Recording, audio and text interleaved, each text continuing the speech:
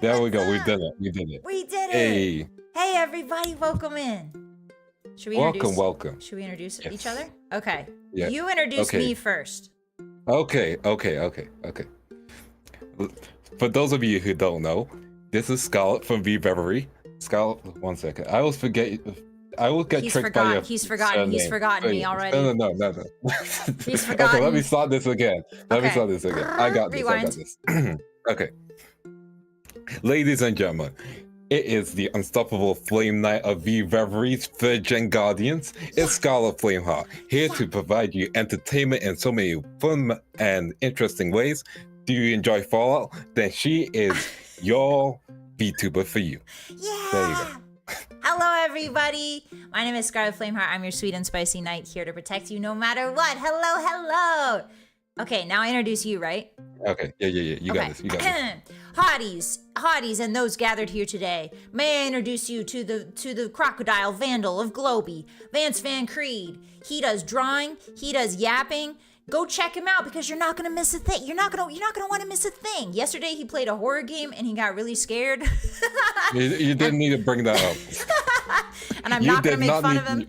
Listen. We all get scared, bro. It's fine. Fine. Yes. Can't please. believe you do me dirty like that. Please give him a follow. Please give him a look-see. And we're here today to yap about, what are we yapping about, Vance? We are yapping about tabletop RPGs and specifically one called Lances. So we'll be talking about sci-fi settings, world building, and stuff like that. Yeah, it's gonna be, so we're kind of D&D nerds. Just a little bit. I think there's only a few of us in the VTuber sphere. I think with Baldur's Gate 3, more VTubers, have really started to get into the D&D sphere. But for now, I think I think you're the only other VTuber I've met who's like really D&D brain rotted. So it's been nice.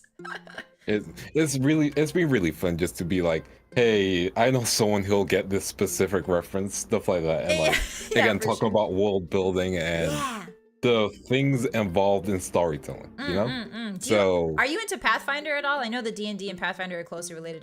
What's your Pathfinder experience?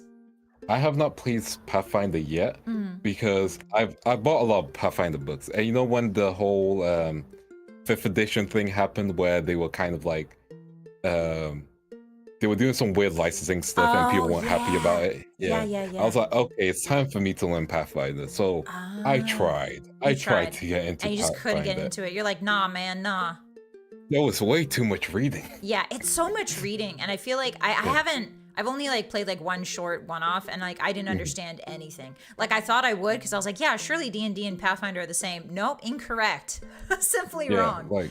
It's very different, but with Pathfinder, you can do a lot with it, if that makes sense, you know? Yeah, that makes sense. Should we talk a little bit about our experience and background in D&D in general? Would you like to go first? Yeah. Sure. So originally, also, hey, a few people in chat, hey, Corin, hey, Distracted Dude, hey, Tom. Anyway, so we could say hi to people if you want to say hi.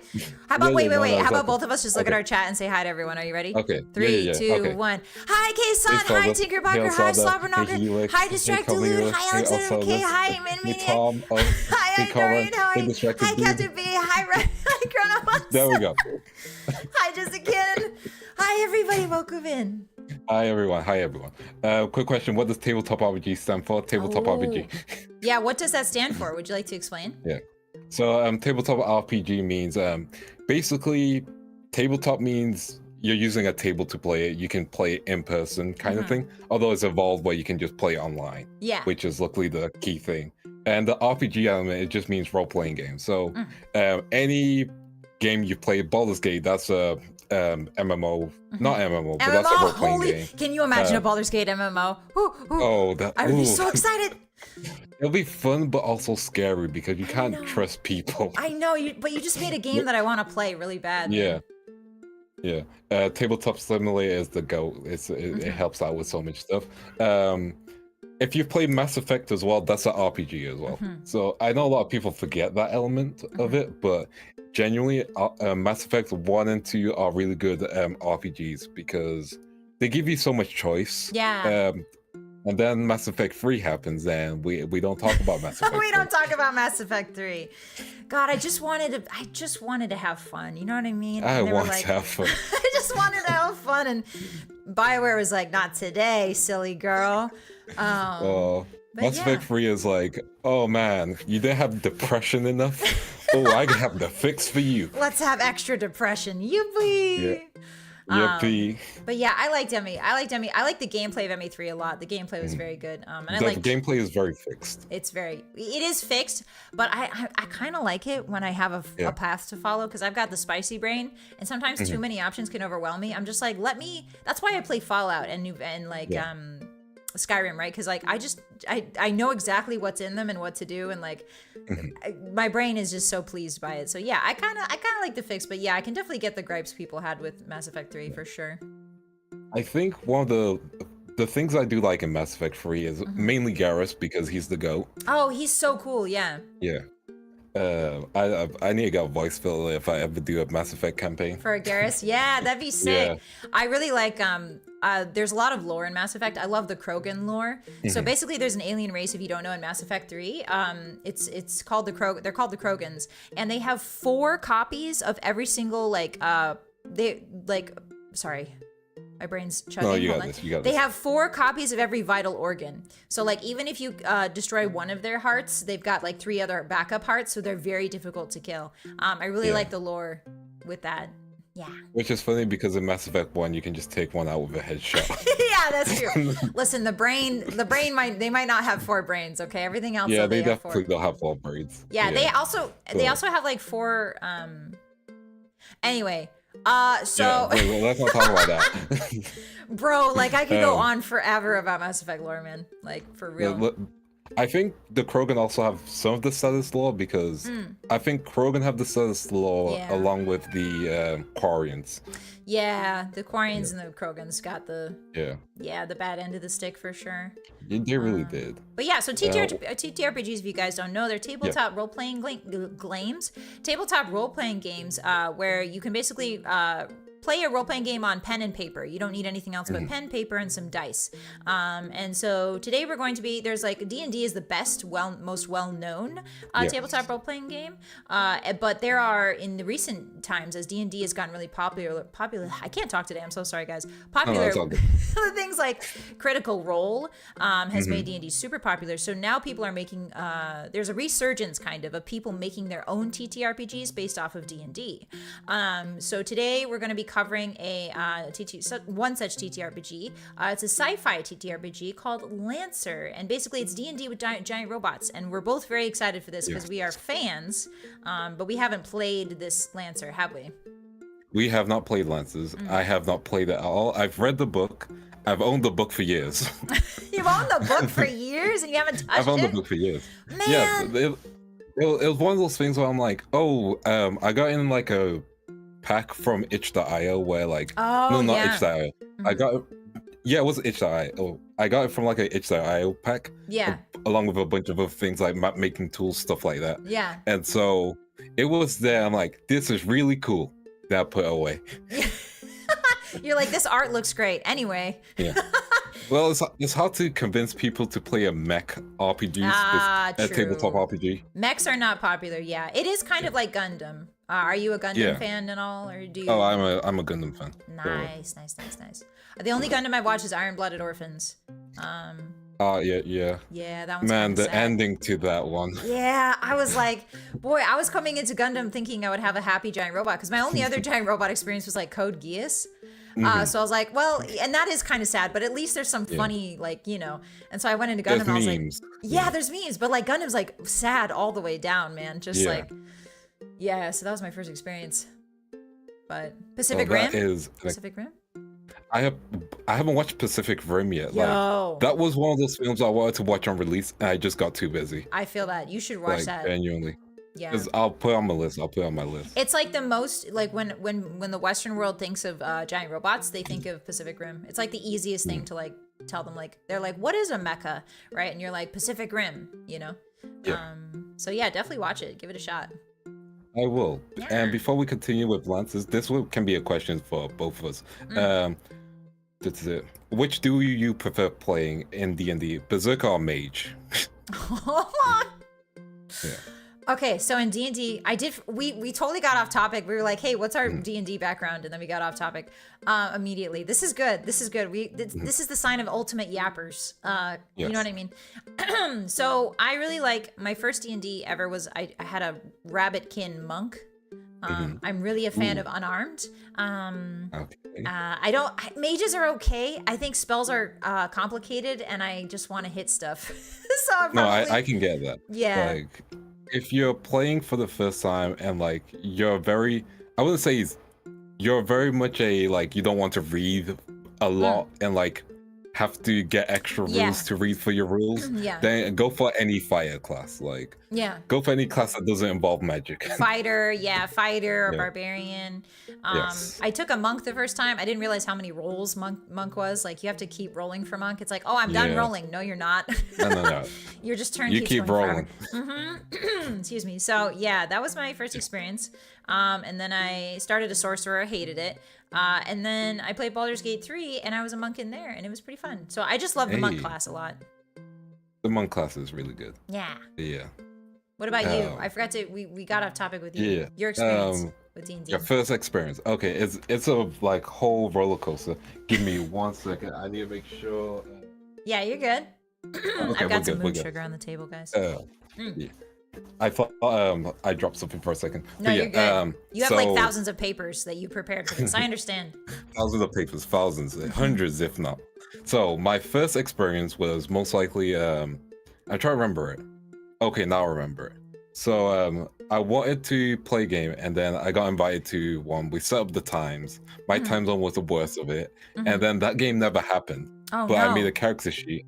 And that was an assassin, not assassin, it was a rogue, so then afterwards, I was like, screw it, I'll just run my own game. So I got a bunch of friends that I knew, all of them in different time zones, and we were able to set up a game.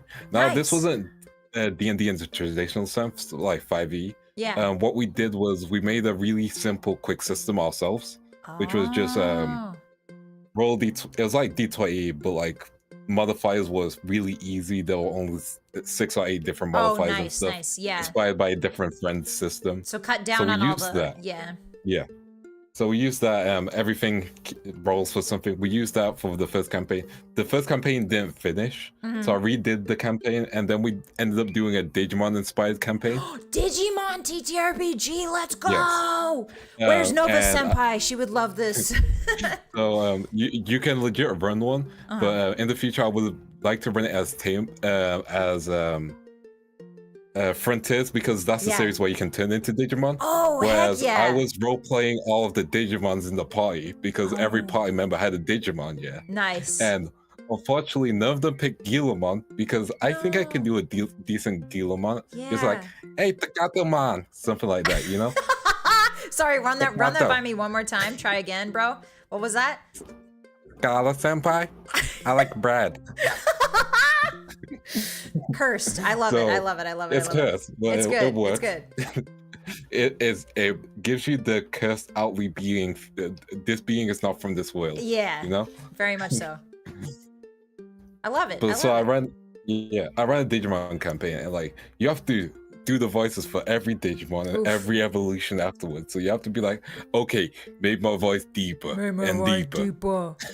Should we swap voices just for like a hot sec? Do we want to try and imitate his voices? Hold on. I'm gonna do you first. I cannot imitate your voice. Yes, you can. Yes, you can. I believe in you. Okay. Hello, my name is Vance Van Creed. I'm an exceptional artist, and I love D&D lore. Hey, nice. All right, your turn. Okay.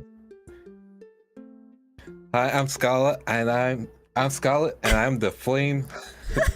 Bro, I can't do it.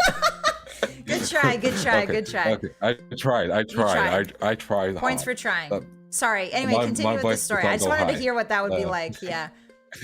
It sounded cursed, but it's there. So we ran a Digimon campaign. My friends loved that Digimon campaign. Nice. Afterwards, I ran a campaign inspired by Nier Automata, which that's sick.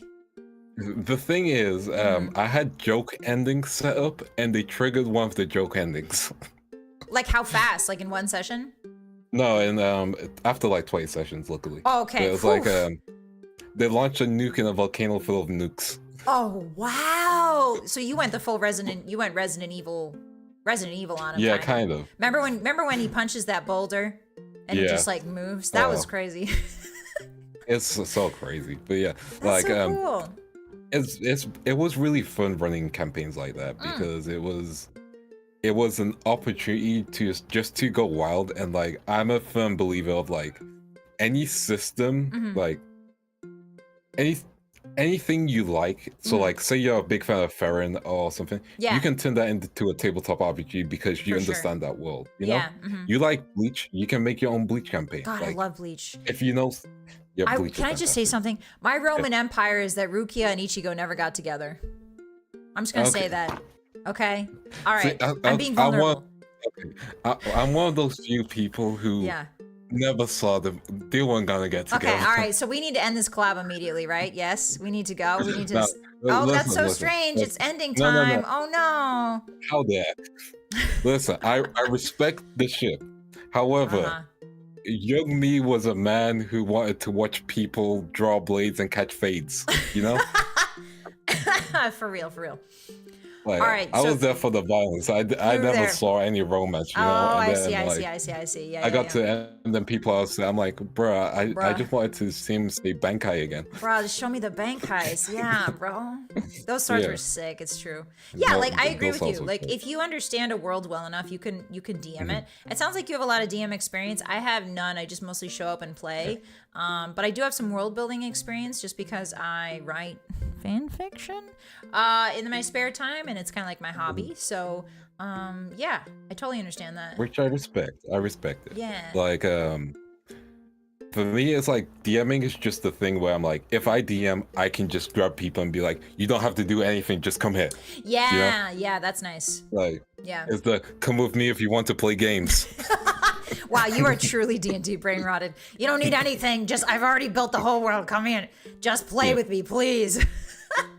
I love it. Good. I've got everything set up. All you need to do is like show up, role play. You can role play. Show up and role play. That's it. Even if it's bad role play, please just play my campaign, please. Yeah. That's very cool. Yeah. Yeah. Like Tom says, D&D DMing is pretty much just writing fiction via group. It is. Like you're not wrong. Like DMing is 100% fanfic. For like your friends, you know, you're writing fanfic with your friends, which is weird, but it's also really fun. As long as you're doing it with your friends, it's fun. Yeah. That's really wild out of context. Let's move on. Wait, what? Okay. Don't worry about it. All right, I'm not worrying. Anyway, I don't have a single brain cell in my head today. So you're in luck.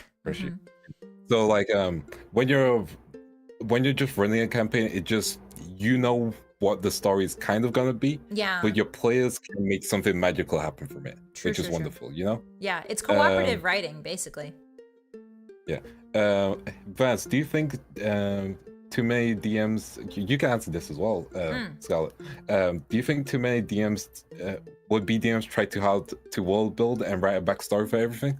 What do you think as a player? Let me just mull over that. Hotties, if you have any questions about D&D and world building, feel free to put them in the chat too. We'll try to answer them. Yeah. I think that beginning DMs get really, really zealous. I shouldn't say DMs. You're the DM here. I'm the writer, right? So, I think beginning writers tend to like go overboard with describing everything because they want people to know what they're thinking, right? It's hard as a writer to like trust the audience to like exactly imagine what you want them to. You have to kind of let go of that at some point. Like you need to let go of your urge to control everything when you're writing, and just sort of trust the audience that their imagination is vivid enough that when you give them a loose like instead of going into the vampire lord's tragic backstory 100%, you need to give them just hints, right? Like maybe the vampire lord looks wistfully at a painting, right? Or maybe he says like, this isn't like the other time, right? Maybe give them hints and people will make their own stories from there. And sometimes that's more powerful than the writing itself. You know? I agree on that. Like in DMing, it's, when I did my first DMing, I had like everything written up, sheets on sheets. Yeah. And after the first session, I realized no one was following that. No one wanted to talk to X person. No one wanted to go to Y thing. And I realized like just having a general outlook of your world is really good, you know? And then just improv it once people interact. Like if you want something, if you want to lead your party to something naturally, then think of natural ways for them to get there, you know? If you want to set up a mystery and have little seeds set up, then have them there. But if your players ignore them, let them ignore them. You just have to create a consequence of them ignoring it, you know? You have to make the world feel constant and alive. You can't just wait for your players to be like, okay, let's, you know. It's like, you know, certain MMOs that you can play, you know when an MMO is like, oh man, we were waiting for you, hero, and you've done like 50 side quests? It's like, you don't want to be in the situation where the world is waiting for you to save it. Whereas the world can almost save itself, or the world can get worse because you weren't helping in it. The world is always a constant flowing thing. It's one of the issues that I have with some isekais, because I'm like, all your problems got solved because some one guy died and came back. Real. It's like characters that are like meant to be the chosen ones. I have very little interest in meant to be chosen one characters, main characters. When I'm writing, I always make main characters who just sort of fall into this role and have to are forced to adapt, right? I think that makes for a more interesting character experience, rather than the OP like chosen one.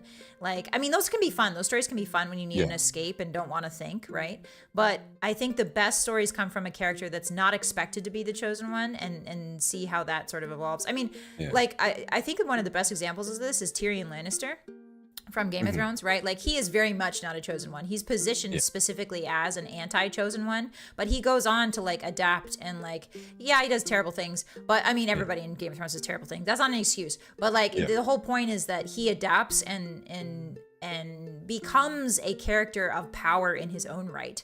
And I think that's a very interesting like way to approach it, you know?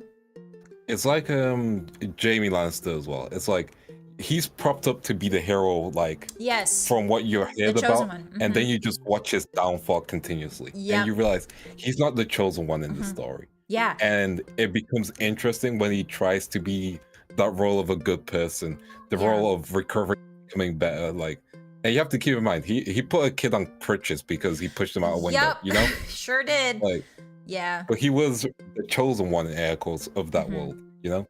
For sure. Jon Snow, like he wasn't the he was like a character that was like in a whole different section of the story at a point, you know? Like so removed, but like he eventually got his chosen one journey, and then he became the she's McQueen guy. Don't even get me started on that third season or whatever it was, fifth season. I hated that.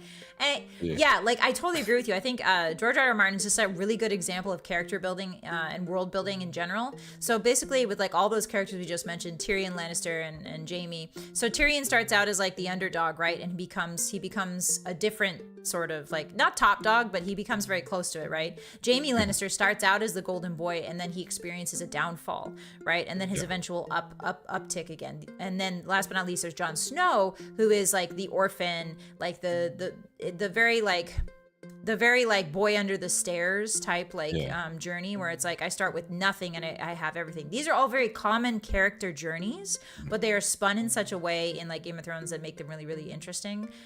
So yeah, characters, it's always fun to watch. I think another character type that we haven't really covered is like revenge. I think that's Arya. Arya Stark is very much the revenge arc character. But these are all like very common, very compelling character ways to build characters. Which I will say, never worry about cliches. It's always how you use them, you know? Because everything, it has cliches, even from like D&D campaigns. Because like, you could describe a D&D campaign in bare bones, which is a group of people defeat a monster, you know? And that's the cliches of cliches. That's been in fairy tales and Game of Thrones, stuff like that. But then you go into the nitty gritty of it, like, the details, it can be so different, you know? Like every example of it can be different. So don't worry if you feel like your DM experience is like telling a cliche story, because you can change things up. Like the one example I gave is a while back is Curse of Strahd.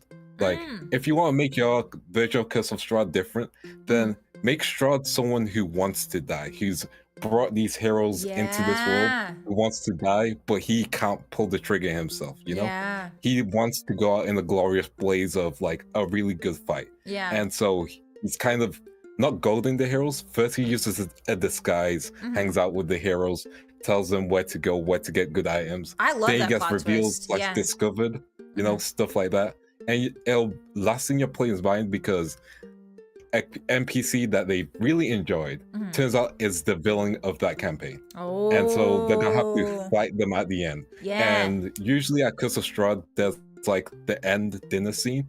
And you can make the end dinner scene Strahd talking about the memories he has with the party. Yeah. You know? Like make it very that emotional. Would be so emotional build it and up. sad. Yeah.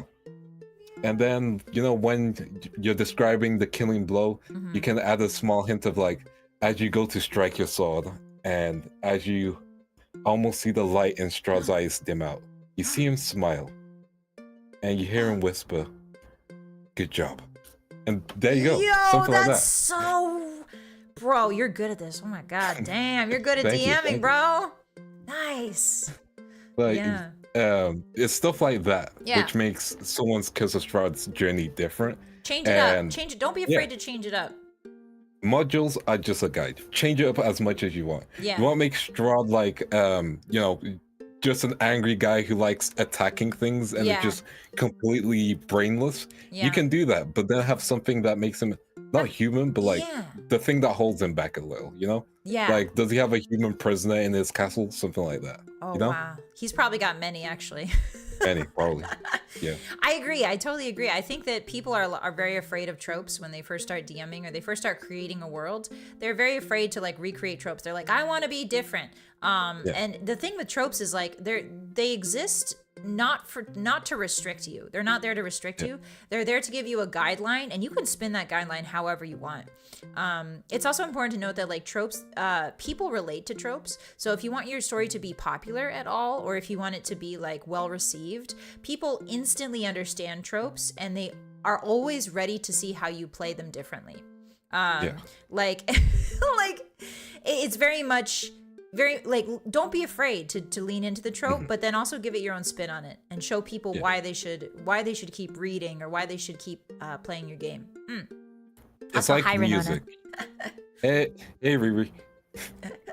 But it's like music, you know, like you would think music is different, and like certain songs are different, but some of them have the same hook, or like you listen to a remix and you can enjoy the remix more than the original version. Yes, you know? absolutely. Or you can listen to like a night call. You remember night calls? Night call? the night calls, you know, when they would play night call. Night call? Yeah. I'm a night. I'll call. Who's calling me? No. Okay, I got the joke now. Got it. Wow. Okay, first insult. All right. Time to end the collab again. Whoops. No. I am extremely slow with pun jokes. Okay. This is gonna be great then. This is gonna be fun. No, stop. Bro doesn't get my puns, guys. It took me so long to be like, wait, what? What is a night call? Can you explain it to me? Night call. One second. Night core. Night call. Sorry, you're British. It's the accent debuff, I know. Sorry, you're British and I don't understand you. Like there's chippies and like what else? Like in it and like governors. Listen, in it is the equivalent of saying deaths at the end of a sentence. You meant it's night just core. That. I see. Night call. Yeah. Okay. Yeah, no, here in America we call it core. You know, there's a reason we shoved your tea in the harbor, right? It's because of things like this. Night call. No, it's listen, all I'm saying is, even though, you know, beans and toast you throw at the British, you guys invented it. No way did the Americans. Did we invent beans and toast? Yeah. That's unhinged. I had no idea, but you guys liked it more, so you stole it from us. That's kind of a recurring theme, huh? You it's kind of a recurring theme. Oh yeah. Hey, don't get me. You want to talk about stealing? True and real. You Listen, where do we there? learn it from, huh? Where do we learn it from? From some guy who went the wrong way. Yes, guess who that guy was? You. Not you specifically, but you guys. Anyway. Yeah, so TTRPGs, interesting. TTRPGs, love them. Can't live without them. Exactly. So Nightcore, I love that genre. Yeah. Nightcore's good. I completely lost the tangent. Yeah, no, we're gone. We're yapping, man. This is prime yap time. Yes. Let's get back to Lances, kind of. So, heck yeah. We finally get to dive in? We're diving in. So what is Lances? Lances is a sci-fi tabletop RPG setting, which takes place in the year 5000 and something, because I'm trying to remember without reading the book. No, you're but in the year 5000 and something. And basically, humanity did the thing where they used their nukes and blew up their own planet. Oh, so Fallout. Yeah. Okay. Or Star Ocean. It happens frequently. Okay. Nice. So they blew themselves up, but before they blew themselves up, they sent a bunch of people into space, and they were like, "Hey, find a planet, maybe." But then people on Earth, they kind of recovered. And so they found some vaults, kind of like Fallout. Oh, nice. Which had is Fallout just a prequel to Lancer? Kind of. Oh, heck yeah. Think about, have you seen the power suits? They're pretty big. Yeah, true. Yeah. So they, you go through, they found like materials and sciences which helped them advance. They created an AI on the moon of, I believe, Venus. Yeah. The AIs made their own AI god called Ra. Whoa. And he was kind of like, yo, humanity, slow down on your technical advancements. Y'all about to fuck this up. Oh, yeah. Okay. Yeah. So it's like the three-body problem, sort of. Yeah. Yeah. So there was that going on. People in space, they found planets, and like humanity on Earth messaged them to be like, hey, you guys found anything good? And they're like, oh, hell no, help us, please. Help us. Oh my goodness. Nice. So they were sending out warning signals.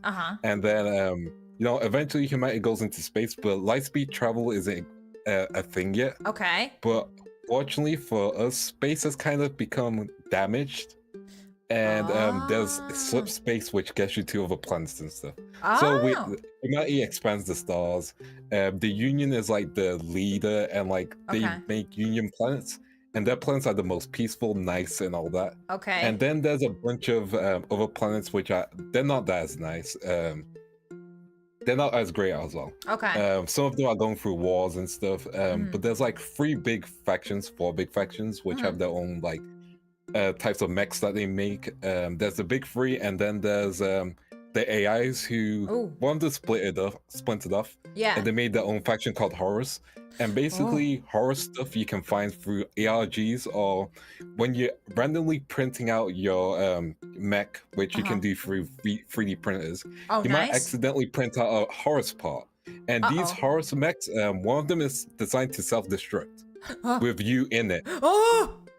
Yeah. What? So that's so freaked. One of them has a gun that doesn't exist yet. Okay. Oh, so like a future gun? Like a future gun? No. Like, it literally, you can't perceive it because it doesn't exist yet. Oh, I love lore. Lore. Okay. So there's the future gun on one of these Horus mechs. Yeah. There's a mech which has nanomachines or nanites, which takes different forms. Okay. So you only notice that it's that mech once it's close up to you. Okay. And it usually tries to invade other mechs. And you need to hope that it believes you're its pilot, or else you're dead. like Big O, the old anime. You ever seen that? Yeah. Where it's I judge you worthy by heaven or whatever, and then it kills you. Exactly. That's sick as frick, bro. So the Horus mechs are like the most dangerous, and legit, the one that explodes, it's actually the key mechanic because it does double self-destruct damage, but you have to be inside of it. Yo! Okay, this is so tight. Okay, so there's the basic beginner mechs, which any like main pilot will be using, like Lancers. I forgot the name of the company who makes them. Let me grab the little book that might help me. Here's the book, guys, and it's in the background behind us. Lancer. Well, that's the character sheet. You're on the character sheet. Good. Let me find the types of mechs, because there's a lot of lore in my There's a lot of look at all this lore, guys. Strap in, get a snack, get comfy. Oh wait, I am showing the book on stream. I shouldn't be doing that. Oh, should we not be doing this? Should we? I think we'll be fine actually. Okay. Yeah. I think we'll be fine. Okay. I'll just show like the pretty picture for now. Yeah. The pretty picture's nice. Yeah. I'm just trying to find the types of mechs. Look at the There's so art. Much lore. Yeah, there's a lot of lore. I like that some of the mechs look organic. I'm seeing like an organic mech in the middle there. Hey, Scarlett Advance, what are some of your favorite tropes for stories? Oh god, what's some of your favorite tropes? I think one of my favorite tropes is how I'm trying to think now. Like, there's a lot of tropes that I like. Here, I'll cover while you're. Let me go first. Yeah. My favorite tropes. I really like morally gray characters. Ooh, that's good. Yeah, like I adore those. I love that even the villains are kind of morally gray in my world. Like they do good things sometimes, right? That's one of my favorite ones. I also really like unexpected, like you think one thing's happening the entire time, but then it's actually this big thing at the end. Like, oh, a big reveal. I like big reveals a lot. I like red herrings. Big reveals are nice. Yeah. Red herrings are good. Yeah, because then you can just be like, oh, you think it's this? Haha. Think again. But people who have read a lot of books, or like a lot of fan fiction or a lot of like literature in general, they'll always spot a red herring a million miles away.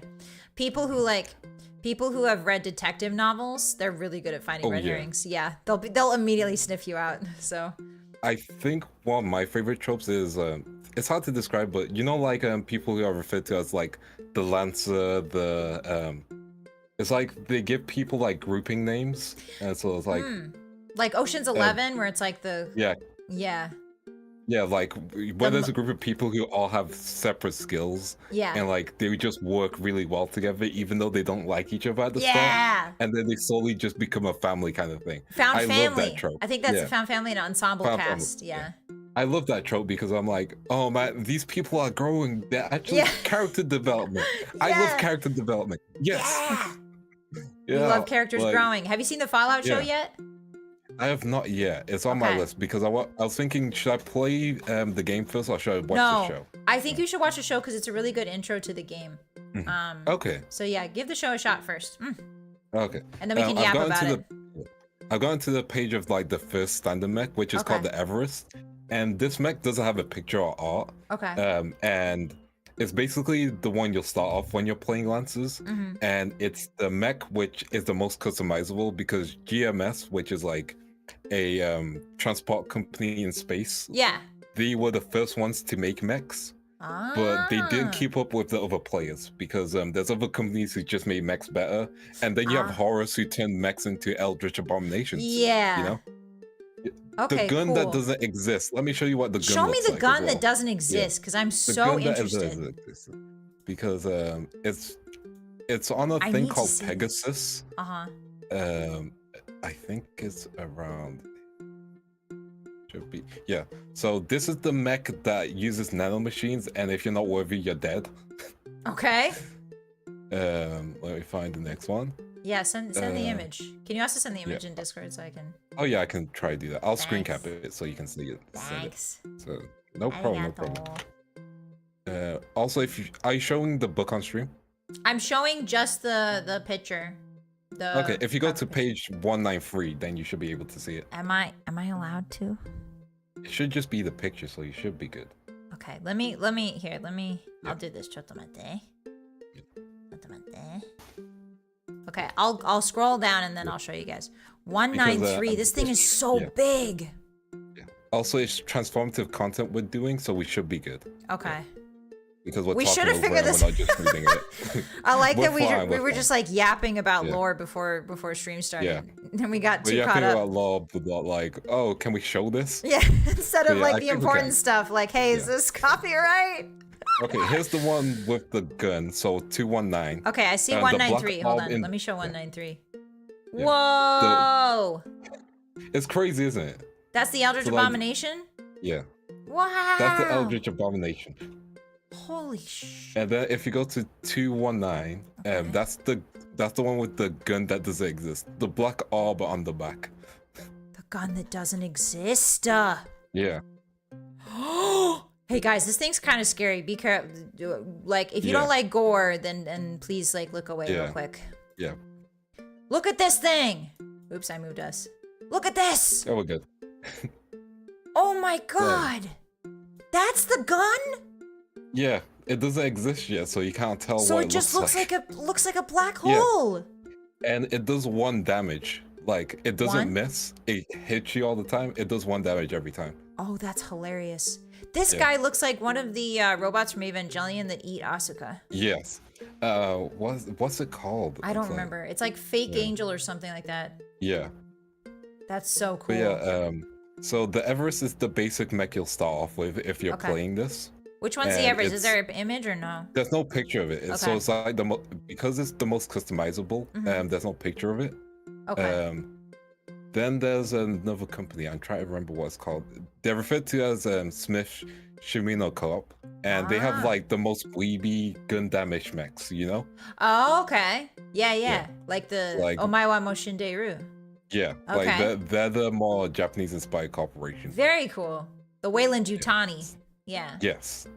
So they got stuff like that. And then the next one. God, this thing looks so neat. I hate it when robots have human hands, but I love it when robots have human hands. I hate it when they stand on the hands. You know what I mean? It looks scary. It's giving horror. I get what you mean. Yeah. So there's the Harrison, there's the Harrison Armory, which is like, their mechs are just guns. Like all of their mechs are built to shoot.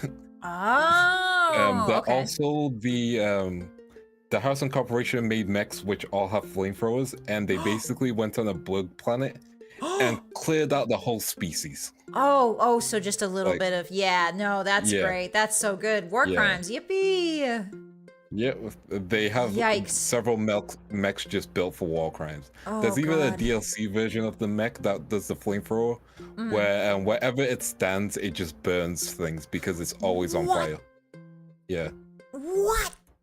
Yeah. I think I might need to do that one. So I don't know if we told the folks at home, but after we go through all this lore, we're gonna make ourselves. We're gonna make mechs that kind of represent ourselves.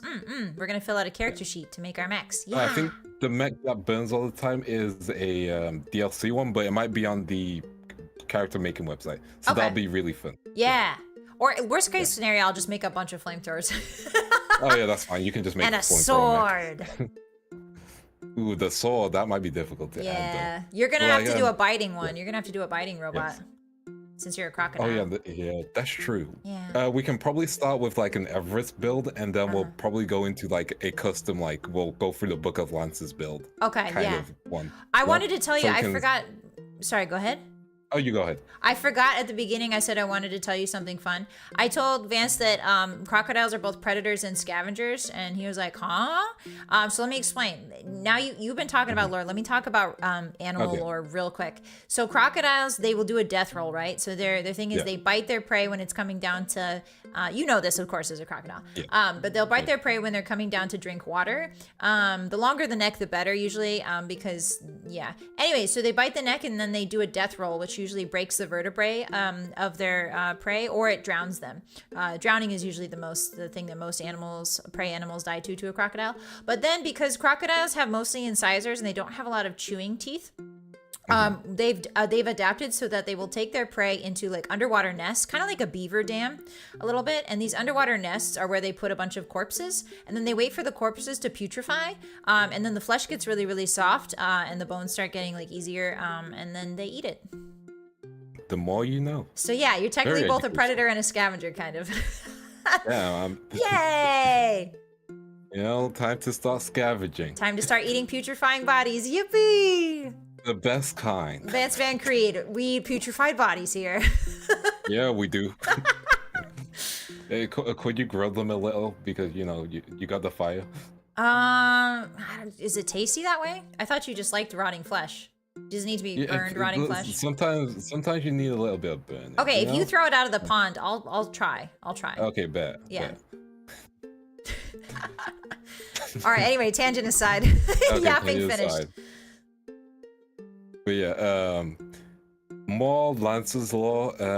There's the Japanese one, you know, the like Wayland Yukani kind of mechs, you know, that company practices eugenics. The more you know. Oh, the more you know. Yay, Lancer! You know. Yippee! And if you don't know what eugenics is, it's a whole the education the education system has failed you. True and real. Woof. Yep. True and real. Woof. What else is there? Is there an example of the Weyland-Yutani type corporation on the page? Yes. Let me find you a page for them. Yeah, I don't want to put you on the spot. You're having to control F a lot of things. This guy looks so bad also. I'm still stuck on the black hole gunman. And it's like... The black hole gunman is good. It's really good, but I'm terrified. It's like, how do you come up with the concept of a gun that doesn't exist and then be like, okay, I'm just gonna draw a black hole? Yeah. It's like God deleted this little bit. It's like Todd Howard in his good Fallout game. He's like, no, that doesn't exist. Glitch time. Yeah. I love that. You're gonna learn Todd Howard's... Oh, yeah, you got it? Yeah, I got it. Okay. If you go to 173, it's the most weeby one. It's holding a katana, a knife. It's the most weeby one, but we are VTubers. Yeah. So I just want you to know that, like, this is our territory, right? Yeah. 173, 175. Guys! Am I right? Guys, I might have to be this. Oddies! It's got a sword! It's got a sword, it's got a knife, it's got a gun. I think there's another one that's like more slimline. Yeah, he's got a katana too, look. He's got like 3 swords. I love this. And they also have like different sizes. So like some of them are like small size, some of them are like medium size. Like some of them are legit just like power suits from Fallout. I know that thing. Yeah, you know power suits. Nice. Yeah. Some of them are medium size, and then like some of them are like size 3, which are just like they're really big. I'll probably go for like a mid-size one, I think. Yeah. Mid-size ones I think are really nice. Yeah. Also there's another like weeby one if you go to 181. 181. Okay, I want you to let me just give you. They're called power armor, by the way. Yeah. Power armor. Power armor, and they were invented for war. But the first model killed more of the people inside of it. Like you got trapped. Yeah, in that there. makes sense. Yeah. From the way they look. Beautiful. It's elegant, right? And just like someone chose to put fabric on it, which I like. Gorgeous. Yeah. So this is another sword robot. Yeah, another sword robot. I kind of want to be this one. I want to be this one. It's got. Hey, can I just say something? Yeah. It's got a butt. I mean, why did they give it a butt like that? That might be one of those like people mid-sized one, maybe. Maybe, yeah. It's giving like Dancer of the Boreal Valley from Dark Souls. A little bit. Yeah. Morning cloak, and let me do it. Size 1, yeah, it's a people size 1. Wow, it's so pretty. Which that just means that's the pilot's butt. Oh, is that the pilot's butt? Oh, let's go. Yeah, let's go. Squatting. And then let me find not the horse ones. Oh yeah, fun fact, the Super War one with the flamethrower, Harrison Armory, all of their mechs are kind of named after conquerors. There's a like Nero, Genghis, yeah. Alexander. So there's Genghis, Alexander, yep. They made a Genghis 2 as well. Caesar, good. Genghis 2, the sequel to Genghis. We have a Napoleon, which is half size. Napoleon, very, very good. Yep. Can't escape the short jokes as well because it's half one. It's half one. You know, even 300, how many years later, like 700 years later, he can't escape the short. Listen, maybe he was a short king. You never know.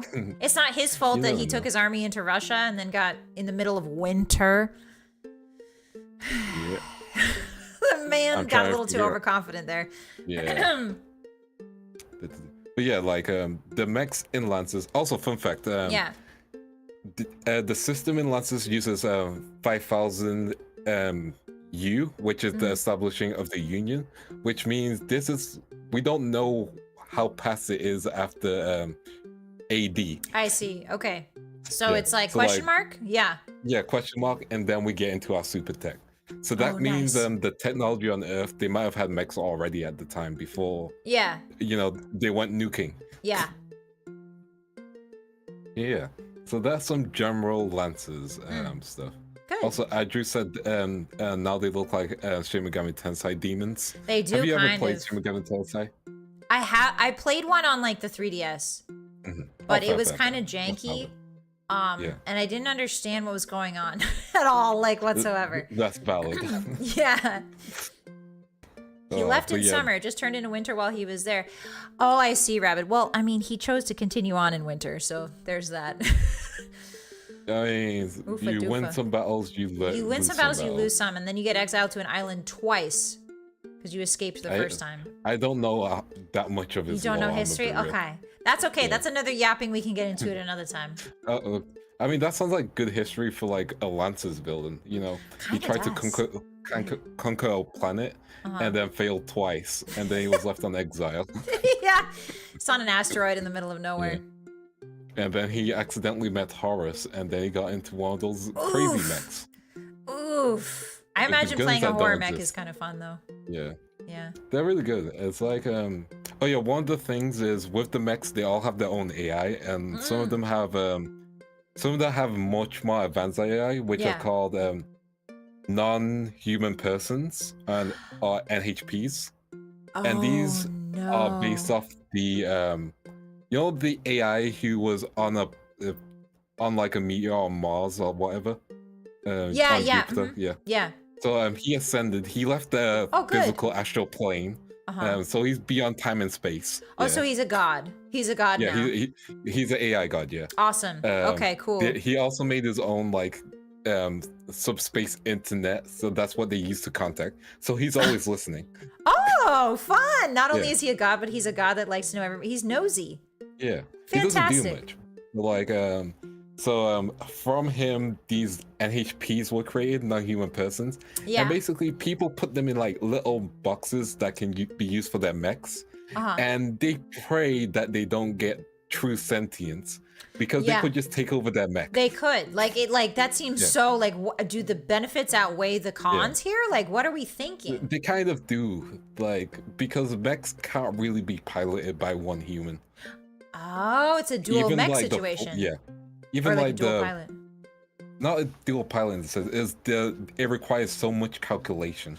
Oh, so you have some form of AI. Yeah. It's like, have you played Titanfall ever? No, but I want to so badly. Okay. So in Titanfall, what registers your mech is your helmet. Yeah. So that has your biological lock and stuff. And the mechs are also like, sorry, I had a hiccup. Oh, you're They're okay. also like, they have their own AI which does their own stuff as well. So it's kind of like that situation. Okay. Except for these AI can kill you at any point in time. Oh, so good. Don't piss them off. Yeah. Maybe don't be mean to the AI, huh? Yeah. And there's a group of people lobbying for AI rights. So there's that happening in the world. You know what's funny about that? It happens in Fallout 4 too. That happens exactly in Fallout 4. Yeah, they're called the Railroad. The Institute is making synths. There's an institute that makes like synths that are definitely human consciousness type deal inside robot bodies, and so the Railroad is trying to help them like escape the institute. Yeah, it's a whole thing. Yeah, the more you know. The funny thing in Lances is the protesting group might be an inside job. And also, fun. Okay. One of the guys, again, from the Harrison Armory, he originally created mechs because he was annoyed of the protesters and wanted to kill them more efficiently. What? Yeah. This is so fricked up. Which is some lore that gets mistranslated because people think he created mechs to aid protesters. What? But, he hated them. So, yeah. Oh my god. Okay. All right. Cool. Can we kill that guy? Probably. I think he might be already dead. Oh darn it! Can we kill him? Can we kill him again? I mean, I can bring him back alive, I guess. Yeah, that would be sick. Can you do that, and then I can kill him again? Yeah, like he crazy. Like, he went to a bug planet. These bugs weren't doing anything, and then he just was like, "I'm gonna use frame flows and burn your planet." Oh, good. Okay, love him. He needs hobbies. All his mechs are flamethrowers. Yeah, he does need hobbies. He needs like a hobby or like a I don't know, like a spouse maybe. It's crazy to think that the AI is, the crazy AI god is more chill than a guy who keeps inventing flamethrowers. Than a human man. Yeah, who would have thought, huh? Yeah, who would have thought? Who'd have thought? Who'd have thunk it? But yeah, so the term lancers come from, people are very skilled in piloting, which are you guys. You'll be a lancer. And what lancers do is up to the plot, in all honesty. With the world of lancers, because there's so many systems that are like colonized with people and stuff, you can make a campaign where you're like traveling through different planets and stuff. Oh, neat. Or you can just make a campaign that takes place on one planet. Can you make like a Cowboy Bebop style campaign where it's you probably could, honestly. Yeah, like bounty hunter robots going after. I think that'll be probably the best way to do it, because imagine like also you have your own abilities outside of your mech, so you can do both things. Yeah. So imagine having a setup where like, first of all, let's make sure everyone's wearing like Western style clothing. So we have the Cowboy Bebop vibes on point, and you have your own ship / crew, and your first mission is you need to find a man called Mr. House or something like that. Mr. House. Mr. House. Yeah. Mr. House. He has been known to swindle different peoples, provide faulty cyberkinetics, provide people with dumb AI instead of non-human persons, and that has led to a bunch of military contracts being, null and void and destroyed. And you need to hunt him down. Yes. And that's because the government, they don't want to send their own people there, because that means, hey, we have to admit that we messed up, Yeah, so that's where you come in. So that's where bounty hunters come in. Yeah. To kill Mr. House, robot bounty hunters. Mr. House. Yeah. So, and then you find out Mr. House isn't there. Mr. House isn't a real person. What? He's actually a non-human person who's gained sentience. No way! And then he rolls out his mech, Yeah. He rolls out his Horus mech. He has a Horus mech? Yeah. So you got that going on. I love that. I love this. We should run it right. Can we run it right now? Just the two of us? No, I'm just kidding. That sounds great though. I like this. Yeah. Is there like, can we have because Cowboy Bebop's slightly like a Western theme, just a little bit. Yeah. So I'm thinking like duels. Yeah. You could have mech duels. Like, I think people would be willing to settle things with a mech duel. Yeah, I think like pistol duels. I'm thinking old Western, like. Ooh. You know what I mean? Like 3 steps. Yeah, no, I get what you mean. Yeah. But maybe instead I think those would work really well for like outside of mech scenarios, if that makes sense. Yeah. Okay. Yeah. That makes sense. Yeah. So like you can have your outside of mech scenarios where you have actual duels, or you could try and chance them in a duel using your mechs, and it basically informs the government that these two people are going to be having a duel. Yeah. And it like if say you beat someone or the person beats you, increases the bounty on you. Yes. Kind of thing. Yes. Because your action was illegal, but your bounty goes up. Yeah, gaming number go up. Yeah. Yeah. Big number go up. Yeah. That's such a good idea. So like I'm thinking like, so like outside of your suit, you can have duels. Like you can have like revolver duels, right? Inside of your suit, I'm wondering if we could have, this would require us to take away some of the functions of a mech, but like if you wanted an even playing field for a duel, it would be like swords, right? So like say, I'm thinking old samurai movies too, because duels are not exclusive to Western movies. So old samurai movies is kind of like one slice, one kill. And it's like this whole dramatic setup at sunset, you know what I mean? Yeah. So if out of your suit, maybe it's like pistols or something. Maybe inside of your suit, it's like sword duel, like one hit. You could do that definitely, but like you'll probably have to do a thing where like AIs have the functionality to trigger duels, which causes all of the components to shut down apart from your sword. Yes. Yeah. I really like this. Yeah, but it has to be. What if it's bounty hunting but honorable? What if it's honorable bounty hunting? You could do it like that. Like you could choose it to be an honorable thing, or you could just hunt them down, kind of. Yeah. So it always depends on like your party, and it can also depend on the person you're dealing with, because they might be like, "Oh, I'm all for honor." Yeah. And then you're in a situation where you're a like, rogue. Honor? Well, look at all the men I bought over. Yeah. Kind of thing, Yeah. And it's like, okay, you're surrounded now. Give me that mech of yours. Yeah. I need a new one without any government tags. Yeah. Kind of thing. And you're surrounded, and all the functionality you have is your sword, and then you just go like sicko mode on them. You go sicko mode. You get that really cool anime fight where you just like You know that scene in Naruto where Madara is fighting everyone? In the what? And if you in Naruto where Madara is fighting everyone? Yeah, if yeah. you don't know, I'll send you a gift. No, I know Naruto. I know Naruto. Bodies, yeah. It's just again the way you said it. I'm not making fun of you, but you are British. No, so it's fine, it's fine, it's fine. I will try my best to enunciate. No, just say the American way. Naruto. Naruto. There you go. There you go. Ugh, yeah, I know the fight you're talking about. Hey. I'm just kidding. Yeah, I know the fight you're talking about. Pokemon. Yippee. But yeah, like you need to do stuff like that where like if it's one of those things where I'll talk to all the players and be like, okay, what kind of systems do you want to change in? Right. You know, like, oh, you want dueling system? We can make that a thing. Yeah. Oh, you want XYZ? We can add that in. Yeah. Like, it's all about like talking with your players and reflecting it, because honestly, this system could be used for like an Evangelion campain because it's that flexible. Yeah, true. Like because the plugs. Angels can be based off the Eldritch Horus machines. Yep. Yeah. And like all Eva mechs, all you have to do is like just make them sound more biological. That's the key thing. Like that's how you just describe damage. Yeah. Instead of heat, you're losing blood. You're hitting, literally losing nerve fluid or whatever it's called. What is it called? It's nerve fluid. You are correct. Nice. Yeah. Yeah, that sounds. I like how modular this system is. It feels like you could make any sort of combat system you want with this kind of,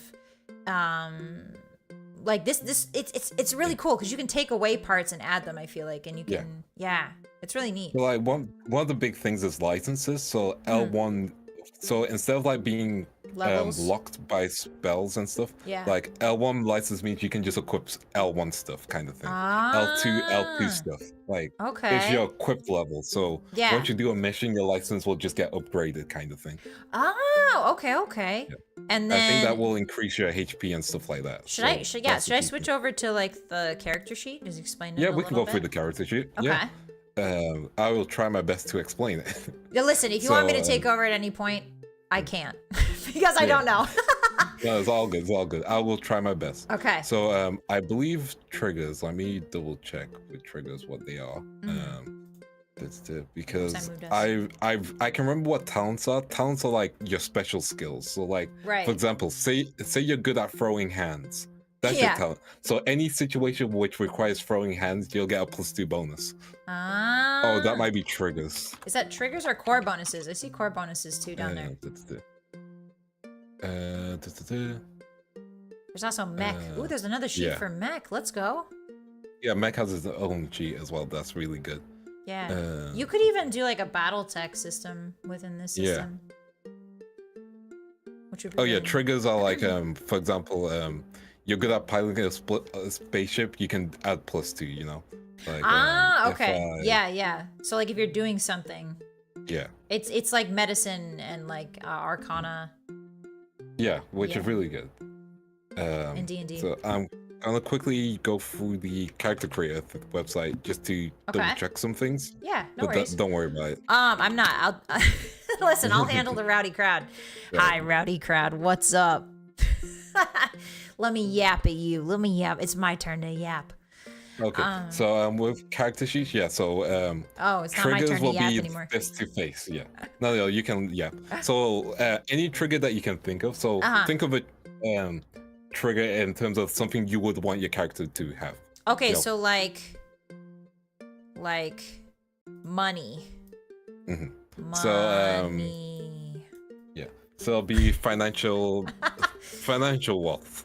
Oh, okay. You have the ability to, if anything needs purchasing, you already have that money, kind of thing.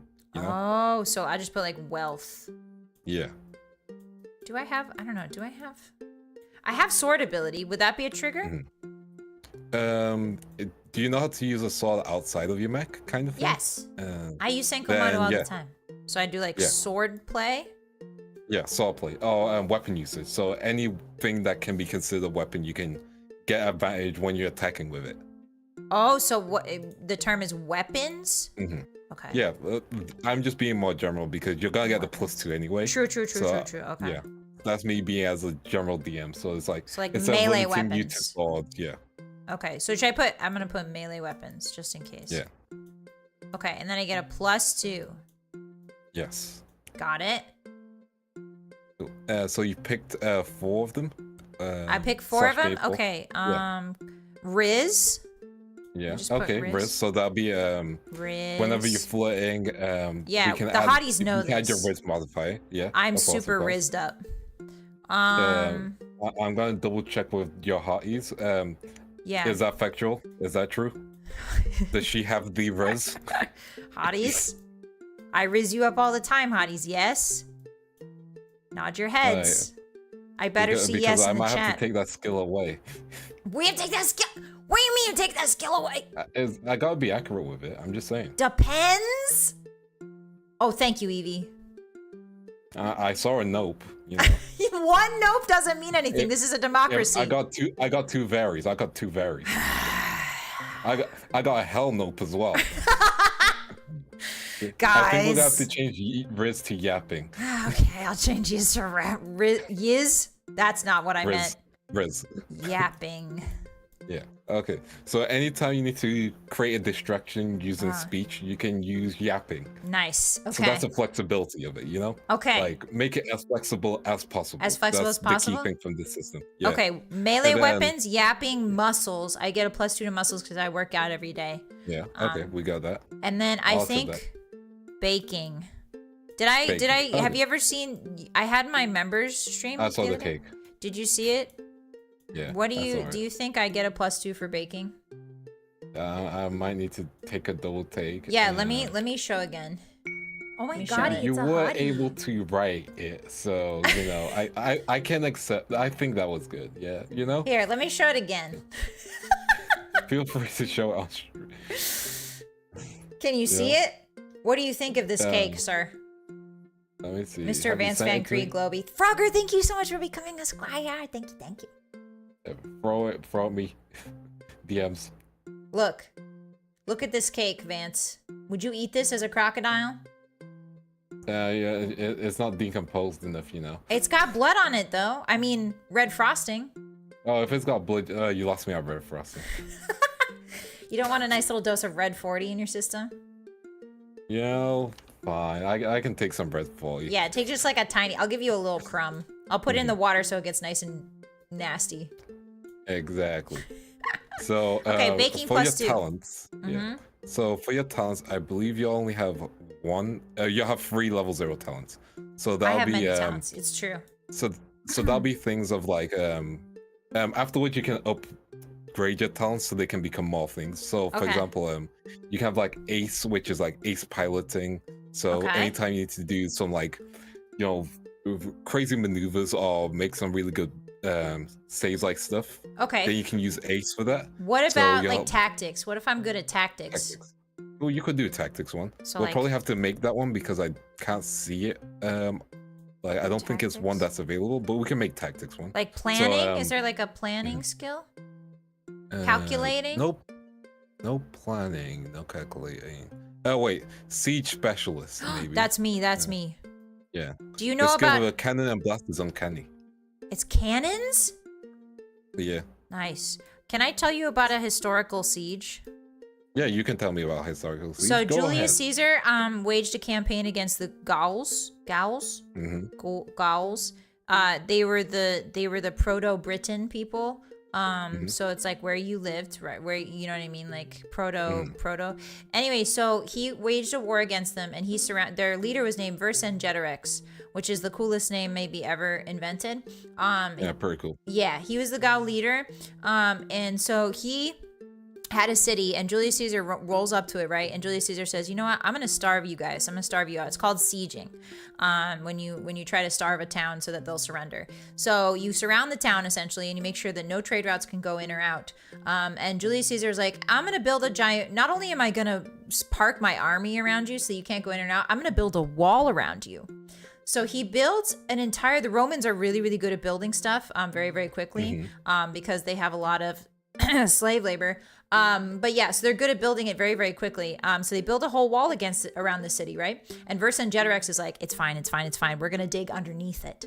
So they have their ways out of the city. They're starting to get out. And Julius Caesar's like seeing their soldiers get out. And he's like, oh, no, this is not going to happen. So he builds a second wall around the first wall. He built a second wall around the first wall. He walled the wall? He walled the wall. It's crazy. Anyway, that's the siege. That's one of Julius Caesar's most famous siege against Vercingetorix. That's like kind of petty behavior. I'll be like, oh, you dug out? Yeah. Builds a whole other wall around the other wall, so you need more materials for that because it's a bigger wall, right? Because the circumference is bigger. Like, it's so wild to me. Anyway, then You can't wall. Yeah, he's like, they surely, like, the Gauls were like, surely he's not going to build another wall, right? What is he going to do if we try to build under the wall? Nothing, right? No, build a second wall. It's unhinged behavior, man. Now I'm curious if he was like, oh, we'll just dig again. And he's like, okay, third wall time. Third wall. It never got that far. Yeah, no, the siege ended. He won. So, yeah. He was not the greatest guy, but damn, did he not build like 2 pizza pies around a pizza pie? You know what I'm saying? That's like some JoJo villain level. It's literally a JoJo villain level. Like, it's unhinged, man. But yeah, that's history. That's my history. Colonel Caesar does. And now he's a salad that we can eat, everyone. Yeah. Yummy. That was a salad. And that's why he got stabbed.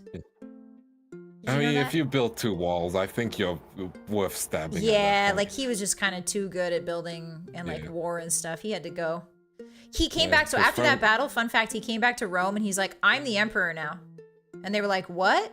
And they were like, we're a senate. We're like a republic. He's like, no, not anymore. And they were like, all right. And then they stabbed him to death. Yeah, that makes sense. Yeah, history, man. Imagine coming into your VTuber company and going, I'm the CEO now. Yeah, right, like fully just like... I'm in charge. Yeah, my turn. My turn, actually. Yeah, no, that would not go down well. Okay, so siege talents. Those are my siege talents. So you got tactician as well, so tactician. Oh, let me put that. Actually, I think you get +1 on any melee or accuracy. You can pick 3 talents. Okay, so let's do tactician. I like the sound of that because I have a lot of brain cells. The hotties know this. Yeah. Tactician. I'm is so that 3 smart. hotties? Please verify for me. Guys, do I have a lot of brain cells? I'm watching you. I'm watching you. I'm watching you. It's fine. You can come here for safety. Don't.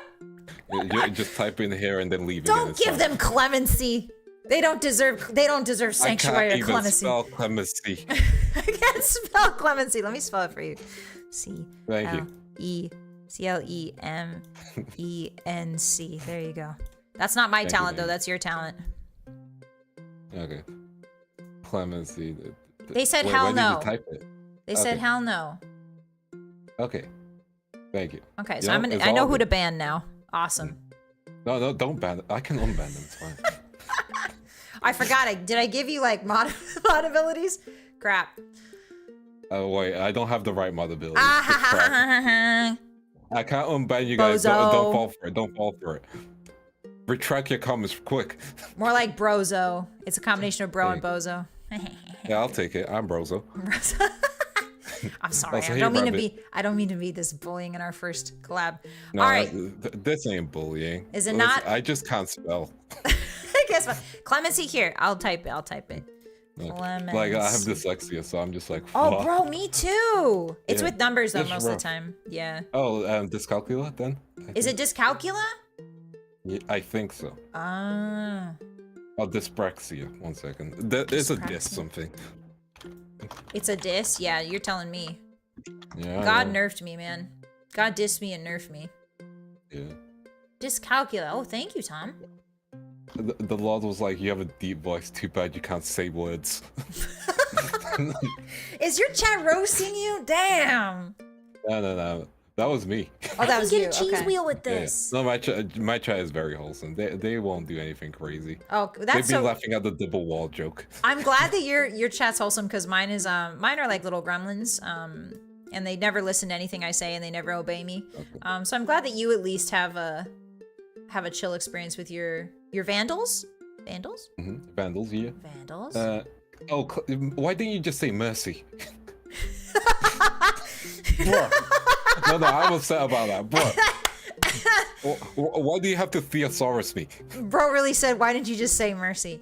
Man, come on. I just say the first thing that come into my brain, okay? How was clemency the first thing that comes to your Because brain? when I was, do you really want to know? When I was a child, I sat on the toilet and I read thesauruses. Yeah, fair. You know, like that. I read dictionaries and thesauruses for fun when I was a kid. I had a spicy brain, man. I can't even say I read manga. My parents didn't buy me manga. My parents were like, you will not be a weeb. And then I was, so. Did they make you read like War and Peace or something? So my parents were like, okay, read poetry and stuff. I don't remember the poetry books. They wanted me to learn an instrument. I still have the keyboard. Oh. So I got a keyboard. Do you know how I'm not good at the piano. Oh, okay. I want to relearn it. Then there was the I can't remember now. Thank you, Ghost, for that donut. I remember. Okay, this is funny. So years later, my parents got me Tokyo Ghoul for Christmas. Don't wait. So your parents said no manga. We don't want you to be a weeb, and then they give you the first time they give in it's Tokyo Ghoul. Yeah, and the funny thing is, it was in German because it hadn't been translated to English yet. No! So I opened my Christmas present. I'm like, oh, Tokyo Ghoul. No, that's unhinged. I don't understand this. And then you open it up and it's German. Yeah. Oh no. Like I still have it, and it's like still a nice Christmas present. But wow, like, man, this is the most German I know. Tokyo Ghoul German. That's incredible. I have a similar story where my parents were like, "Oh, you're learning how to draw anime, right?" My dad and my mom thought it was really cringe. I don't believe in cringe, but they thought it was really quote unquote cringe. And so my Scarlett stepmom was like, you know what? I'm gonna nurture this ability. So she gets me a how to draw manga book, but she gives it to me. She hands it to me and she's like, now there are some pages you can't look at. Right? Like I'm a little baby. I'm a baby at this point. She's like, there's some pages you can't look at. So I go through and she's bookmarked she's covered the entire page, like with giant sticky notes. Every time there's a booba. Every time there's like a she's like bookmarked it, but like not even in a way that I can't see it. She's just put a big sticky note over it. So I just took it off. I was like, it was pretty funny. She didn't get like is it still called Tipex for you guys? Tipex, what are you saying? That's like a magic spell. What does that mean? No, the Tipex is a word. It's a word? I don't believe you. Okay. What is I simply do not believe, white bro. Out. There we go. Correction fluid. Huh? Oh, whiteout. Yeah. Sorry, what did you call it? In the UK, we call it Tipex. It's a brand. Tipex. No, it's like Kleenex. I see. Okay. Yeah, we call it whiteout. I mean, yeah, but like covering an entire page with whiteout, that's just like. I mean, just covering the booba with whiteout. Just the booba. That would have been smarter. Yeah. I don't think she actually wanted to stop me from like learning anatomy. So maybe that's why she put she was just like, this is a little too inappropriate for you. And it was, because boy, howdy, the details. But like, yeah. Shout out to Scarlett stepmom. Good time. Stretch. Yeah, okay, stretch. we've got Everybody our stretch. talents, right? We got talents. Yeah, what else is my other talent? Tactician? Tactician and... Sword. What's the other one? Sword. Let me find I studied the blade. Yeah, find the while you were busy fighting robots, I was studying the blade. While you were busy becoming an AI god, I was busy learning the sword. That is legit the one of the companies, you know, the Japanese one? Yeah. It's kind of like that. I love that. I think that should be my robot. Tactician. I'm gonna say like. I think Hunter might be it. Hunter. When you attack with an auxiliary melee weapon, you may fly up to 3 spaces directly towards the targeted character. Perfect. So, yeah. Hunter, and then I do fire magic. Yeah. So what would that be in Lancer?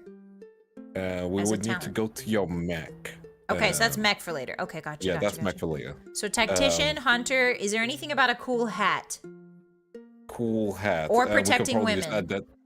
Protecting. We already gave you Riz as one of your triggers. Come on. No, we took it away. You took it away from me. You took it away from me, hotties. Yeah, that means I can't give you that. Sorry. Okay. I don't make up the rules, except for I do because I'm the DM. You're literally the DM. What about dueling? Can I get a talent dueling? Because one-on-one duels I can do really well. No, but we can homebrew that in later. Okay. I'll just leave these two for now. Yeah. Tactician and Hunter. Okay, core. What's a core bonus? Core bonus is something I need to read real quickly. Okay. Keep them entertained. Okay. Hotties, I can't believe you frickin' betrayed me like that. I can't believe you frickin' betrayed me like that, bro. You know I have Riz. You've seen me on Twitter talking to my gen mates. You know I can Riz them up anytime I want. You know that.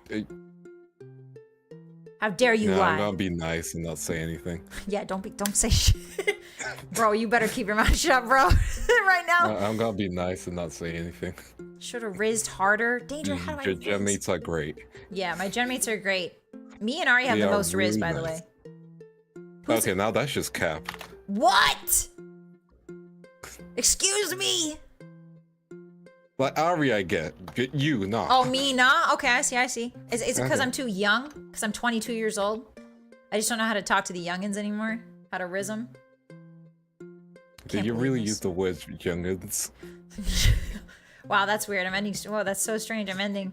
Whoa, that's crazy. I'm actually ending.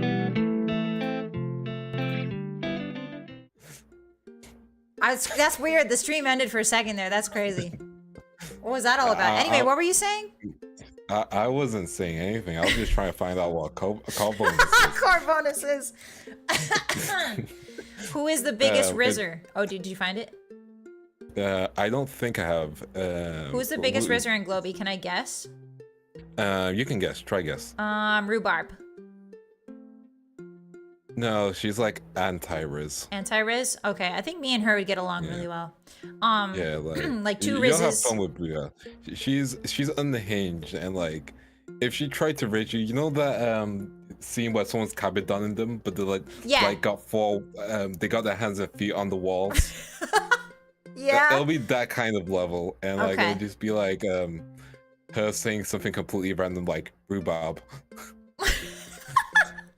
As a pickup line. Okay, know? So I can expect like feet things with rhubarb.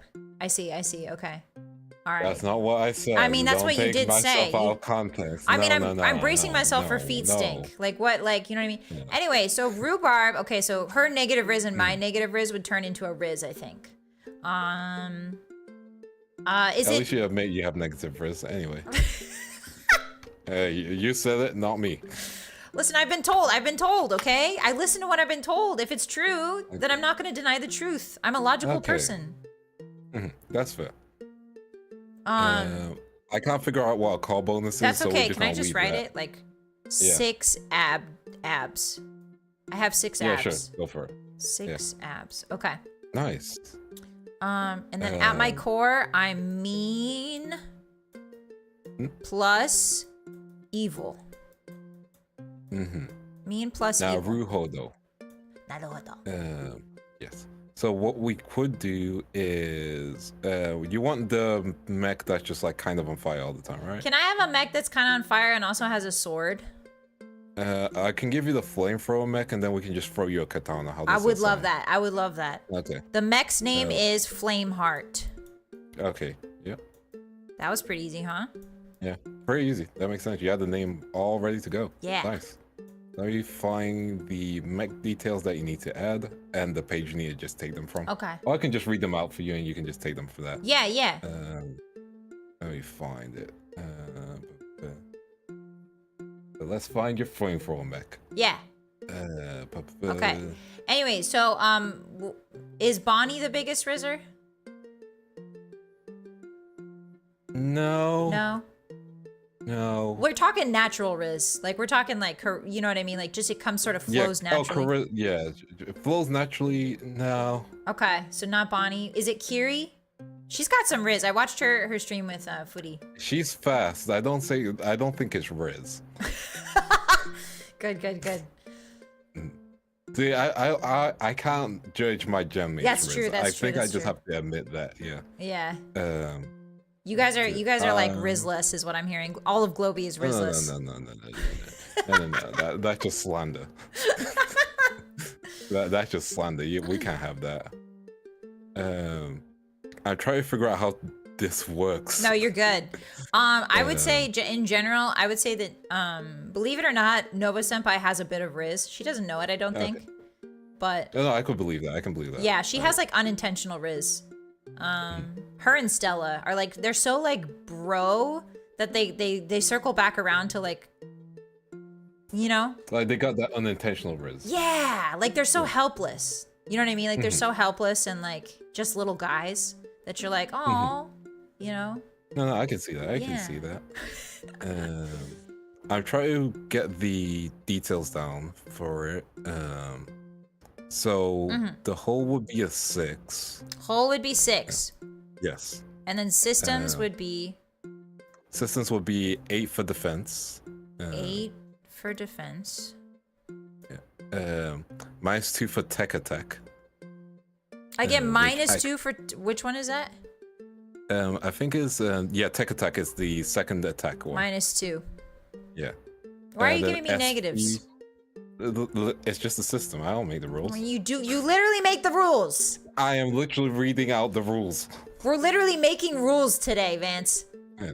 Listen, I'm trying to figure things out. I don't know how attack bonus works. 18 That's probably something I'm gonna have to work on later. 23 plus 10 plus 15 plus. Wait, who's got Menhera Riz? Who's got Menhera Riz? What is that? Is that the one? Is that the Yandere one? No, or is that different? Menhera is Menhera? like it's the crazy people. Oh, like fully unhinged? Yeah, crazy Riz. Oh, okay. But how is that different from Yandere? Because a Yandere is Yandere is crazy, but like crazy in love. This person is just crazy. Oh, I see.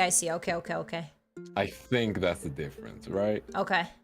Maybe, I have no idea. All I know is like tsundere. I'm from the youngins. I'm 22 years old, so all I know is tsundere. Please stop using youngins. Like I'm trying to help you, homie. Help me with what? I don't need your help, bro. I'm young and youthful. I have a doctor's note. How is that going to help?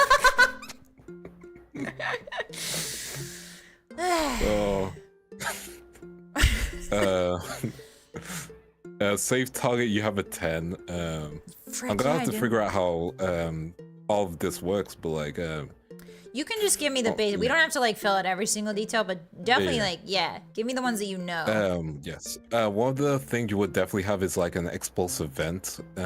So like vents. heat? Oh, yeah. vents? So yeah. So that's in your weapons, I believe. It's in my weapons. Ooh, okay. Yeah. It's your flamethrower. What do I call this? Flamethrower? Yeah, explosive vents, which explosive. Oh wait, no, that's a system. Sorry. No, you're good. Yeah. So system is explosive vent. Yeah. So basically, during a fight, you can release your heat, kind of thing. Sick. Explosive. And unleash the explosion, and characters in around the area takes 2 heat and 2 fire damage. Whoa! So I don't want to do this in the. It's like fireball. It's like wizard fireball. Yeah. But so you don't want to. It's wizard fireball, but like AOE. Oh my god. Yeah, I don't want to do that in the middle of my friends.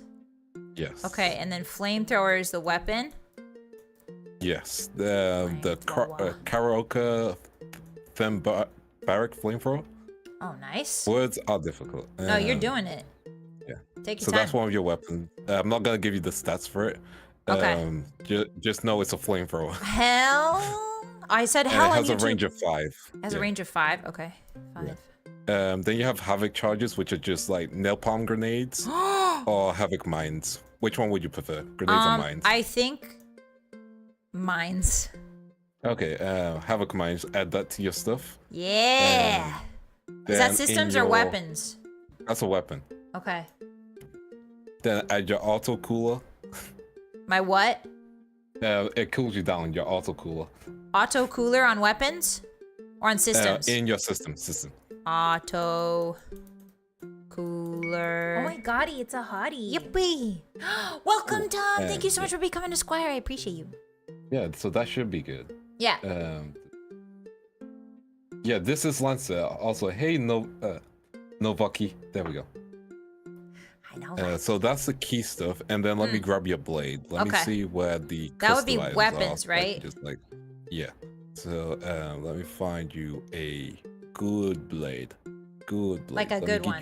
I think the blade, yeah, if I could be blade heavy first and then firepower secondary, I think that's sort of like my whole vibe. Yeah. Huh. Doesn't look like there's a blade. 1 second. Segment knife. Tactical knife. Oh.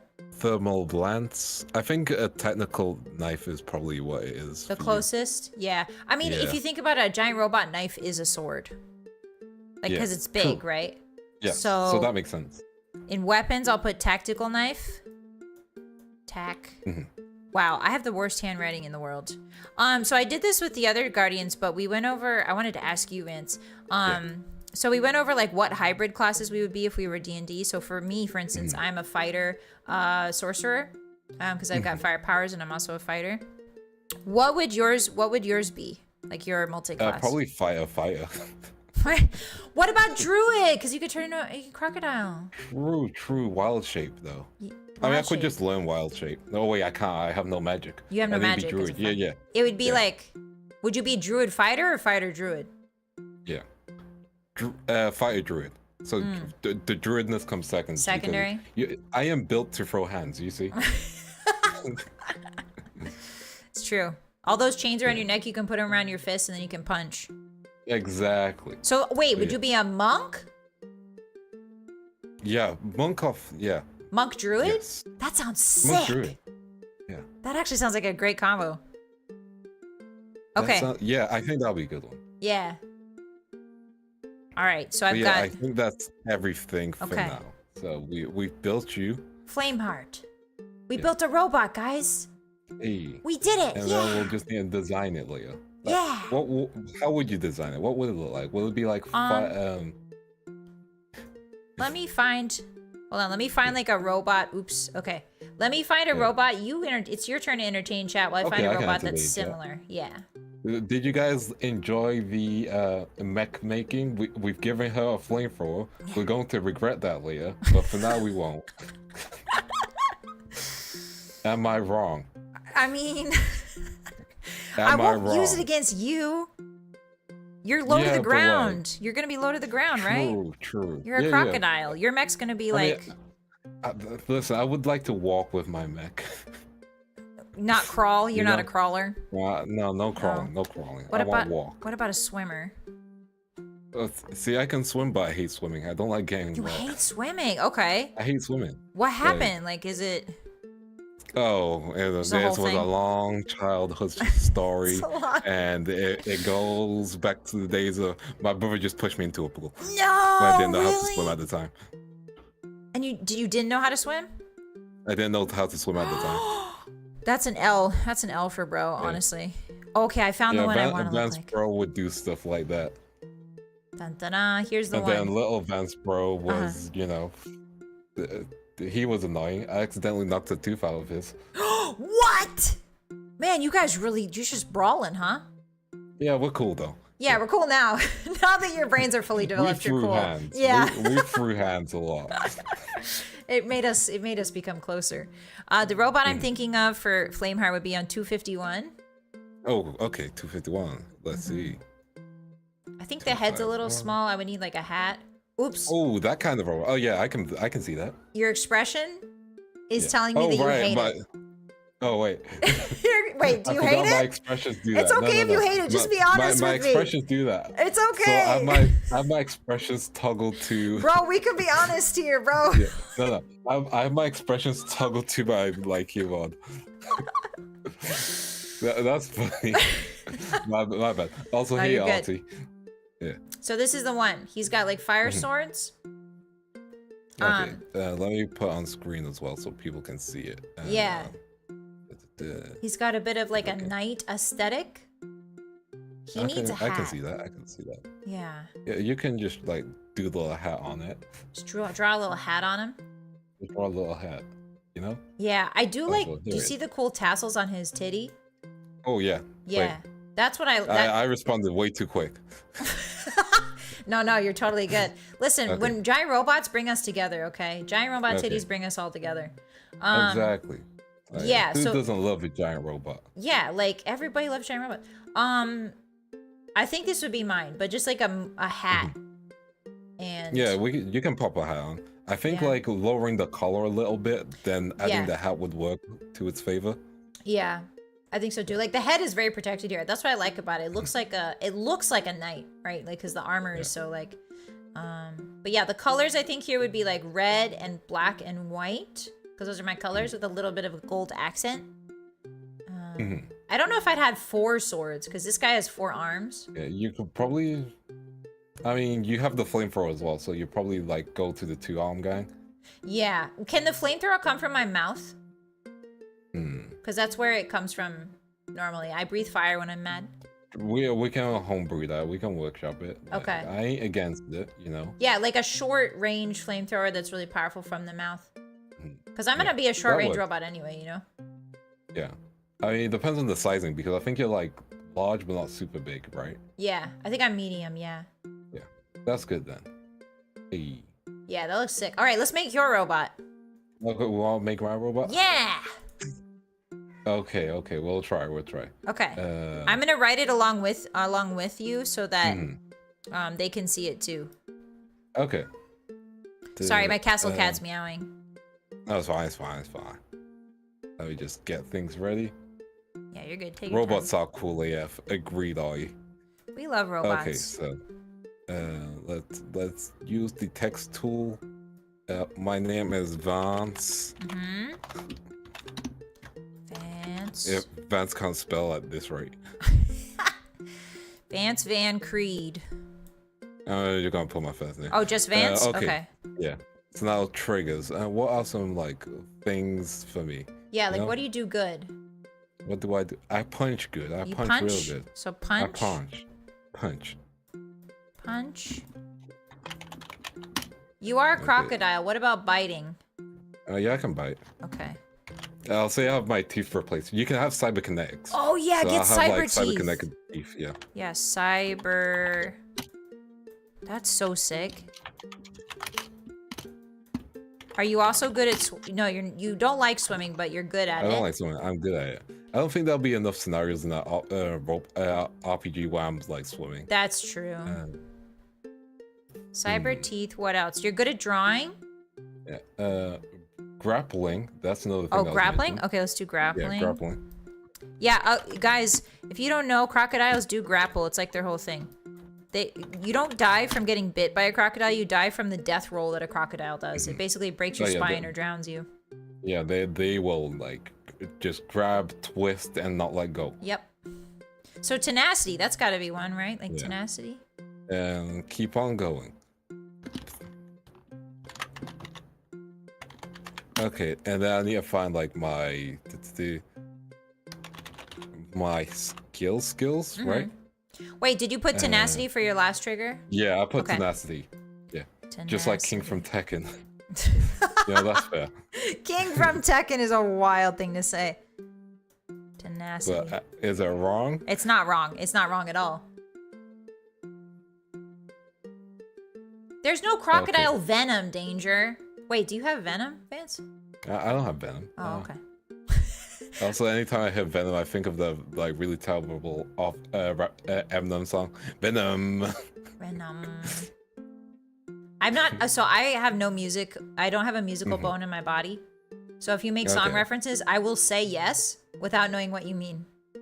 Okay, it's kind of like Man with a Mission, you know? Again, nothing there, bud. They sang the Iron Blood Orphans opening. No, again, nothing. Just like nothing there, dude. Nothing. Zilch. I'm so like it's all Skyrim, bro. Like all of my RAM is taken up by Skyrim.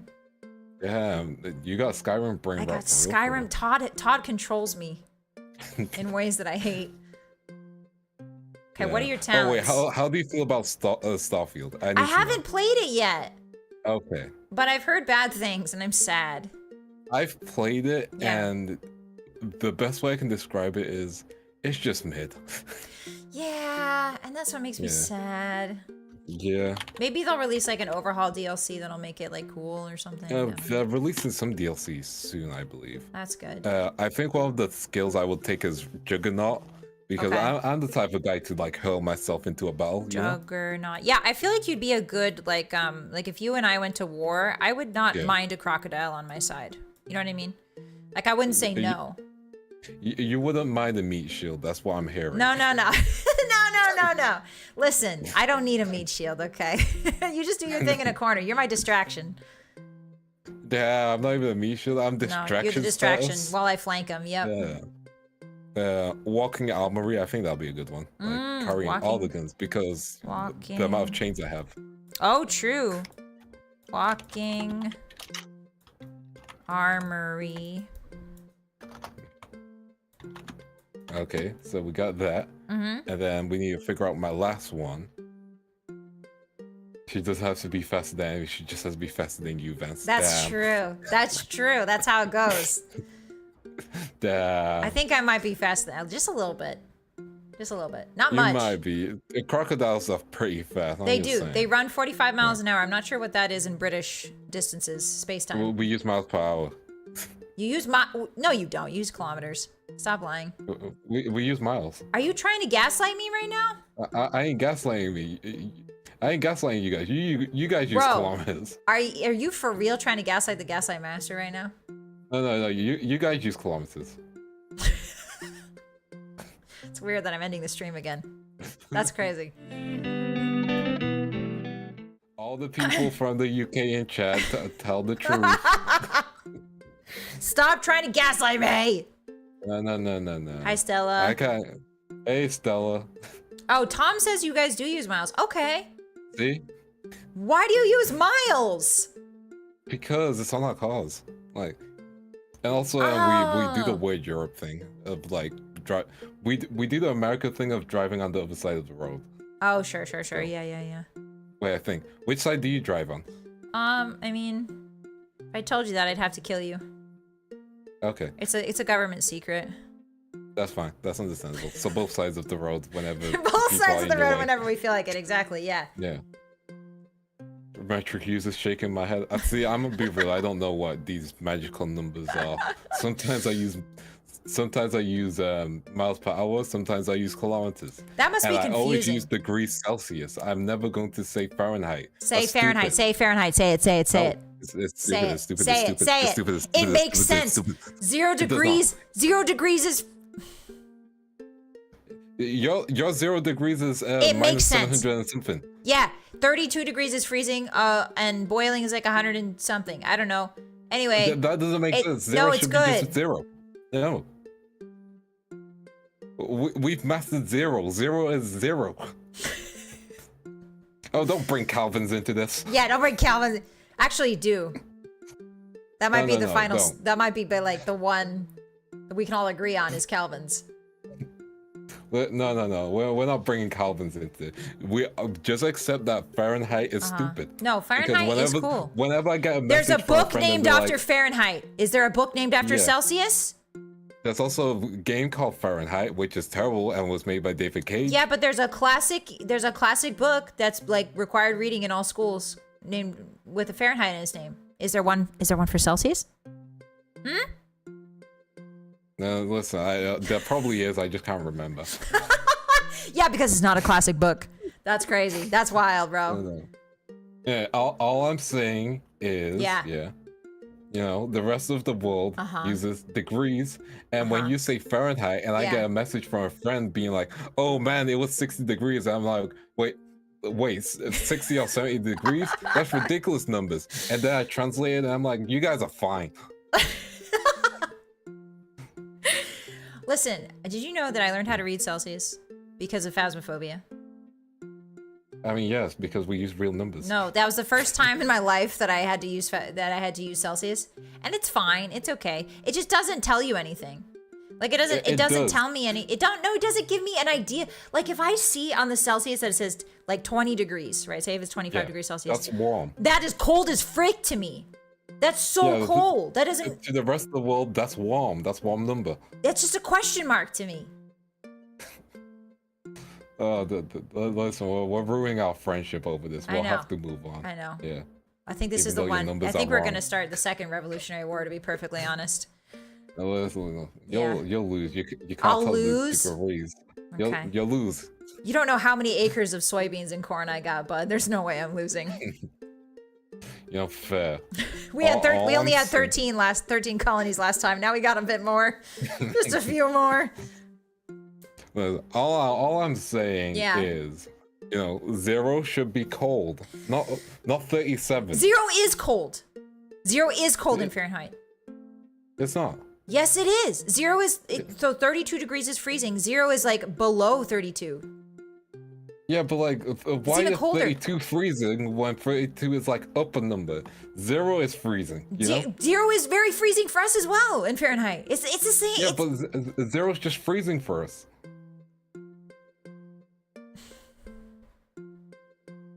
Yeah. We gotta move on. We gotta move on.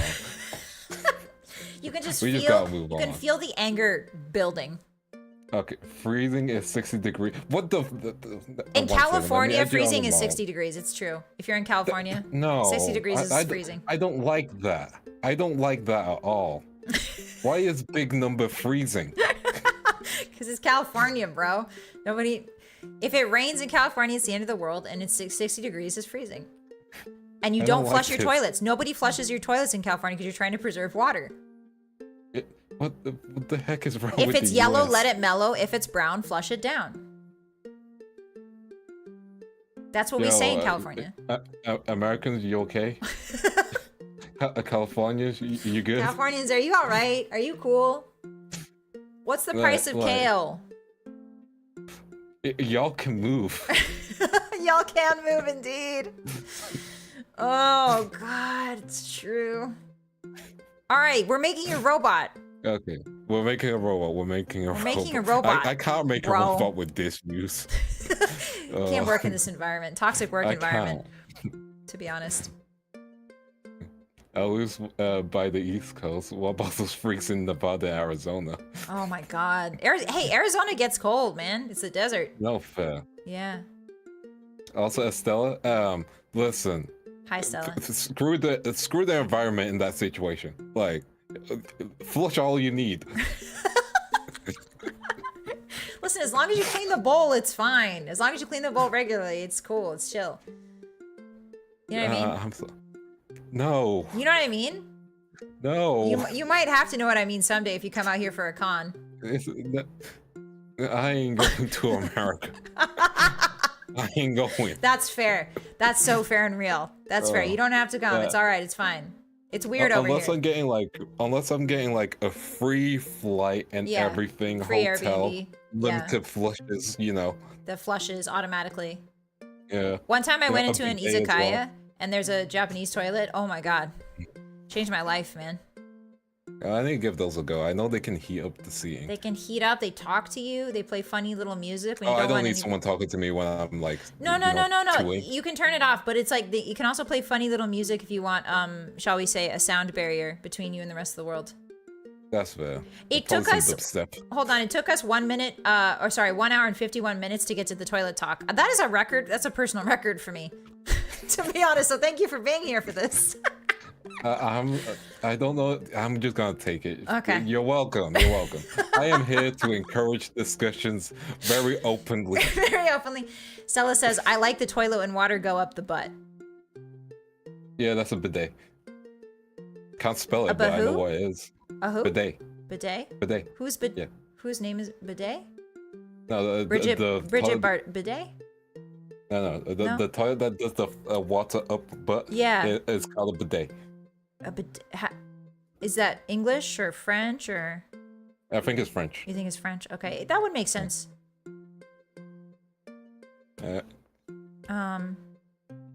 We should probably move on. I have nothing. Now I have a question for you. What if you filled a Nerf gun with water, and then taped it to the inside of a toy? And then you hooked up like a machine to pull the trigger instead of like a regular bidet. What if you just had like a Nerf gun? No. Like what? Like I'm saying, like if you can't afford a bidet, are there ways to jury rig this? Don't have a bidet then. Just I'll make a bidet of it. Person. I'll make a bidet of it. No. You just wipe as a normal person. You're fine. You don't need a super soaker your ass. I'm ending. Goodbye, everyone. This was so good. This was so good. This was so fun, everyone. Goodbye. Okay, so anyway, you're a giant robot, bro. Yeah, giant robot. You're a giant robot. It took the word super soul can get ass to change So the really, subject. Okay. you know, I realized that was the line too far, because I can talk about Toy Toy forever. The Guardians have spoiled me. We just talk about Toy Toy all the time.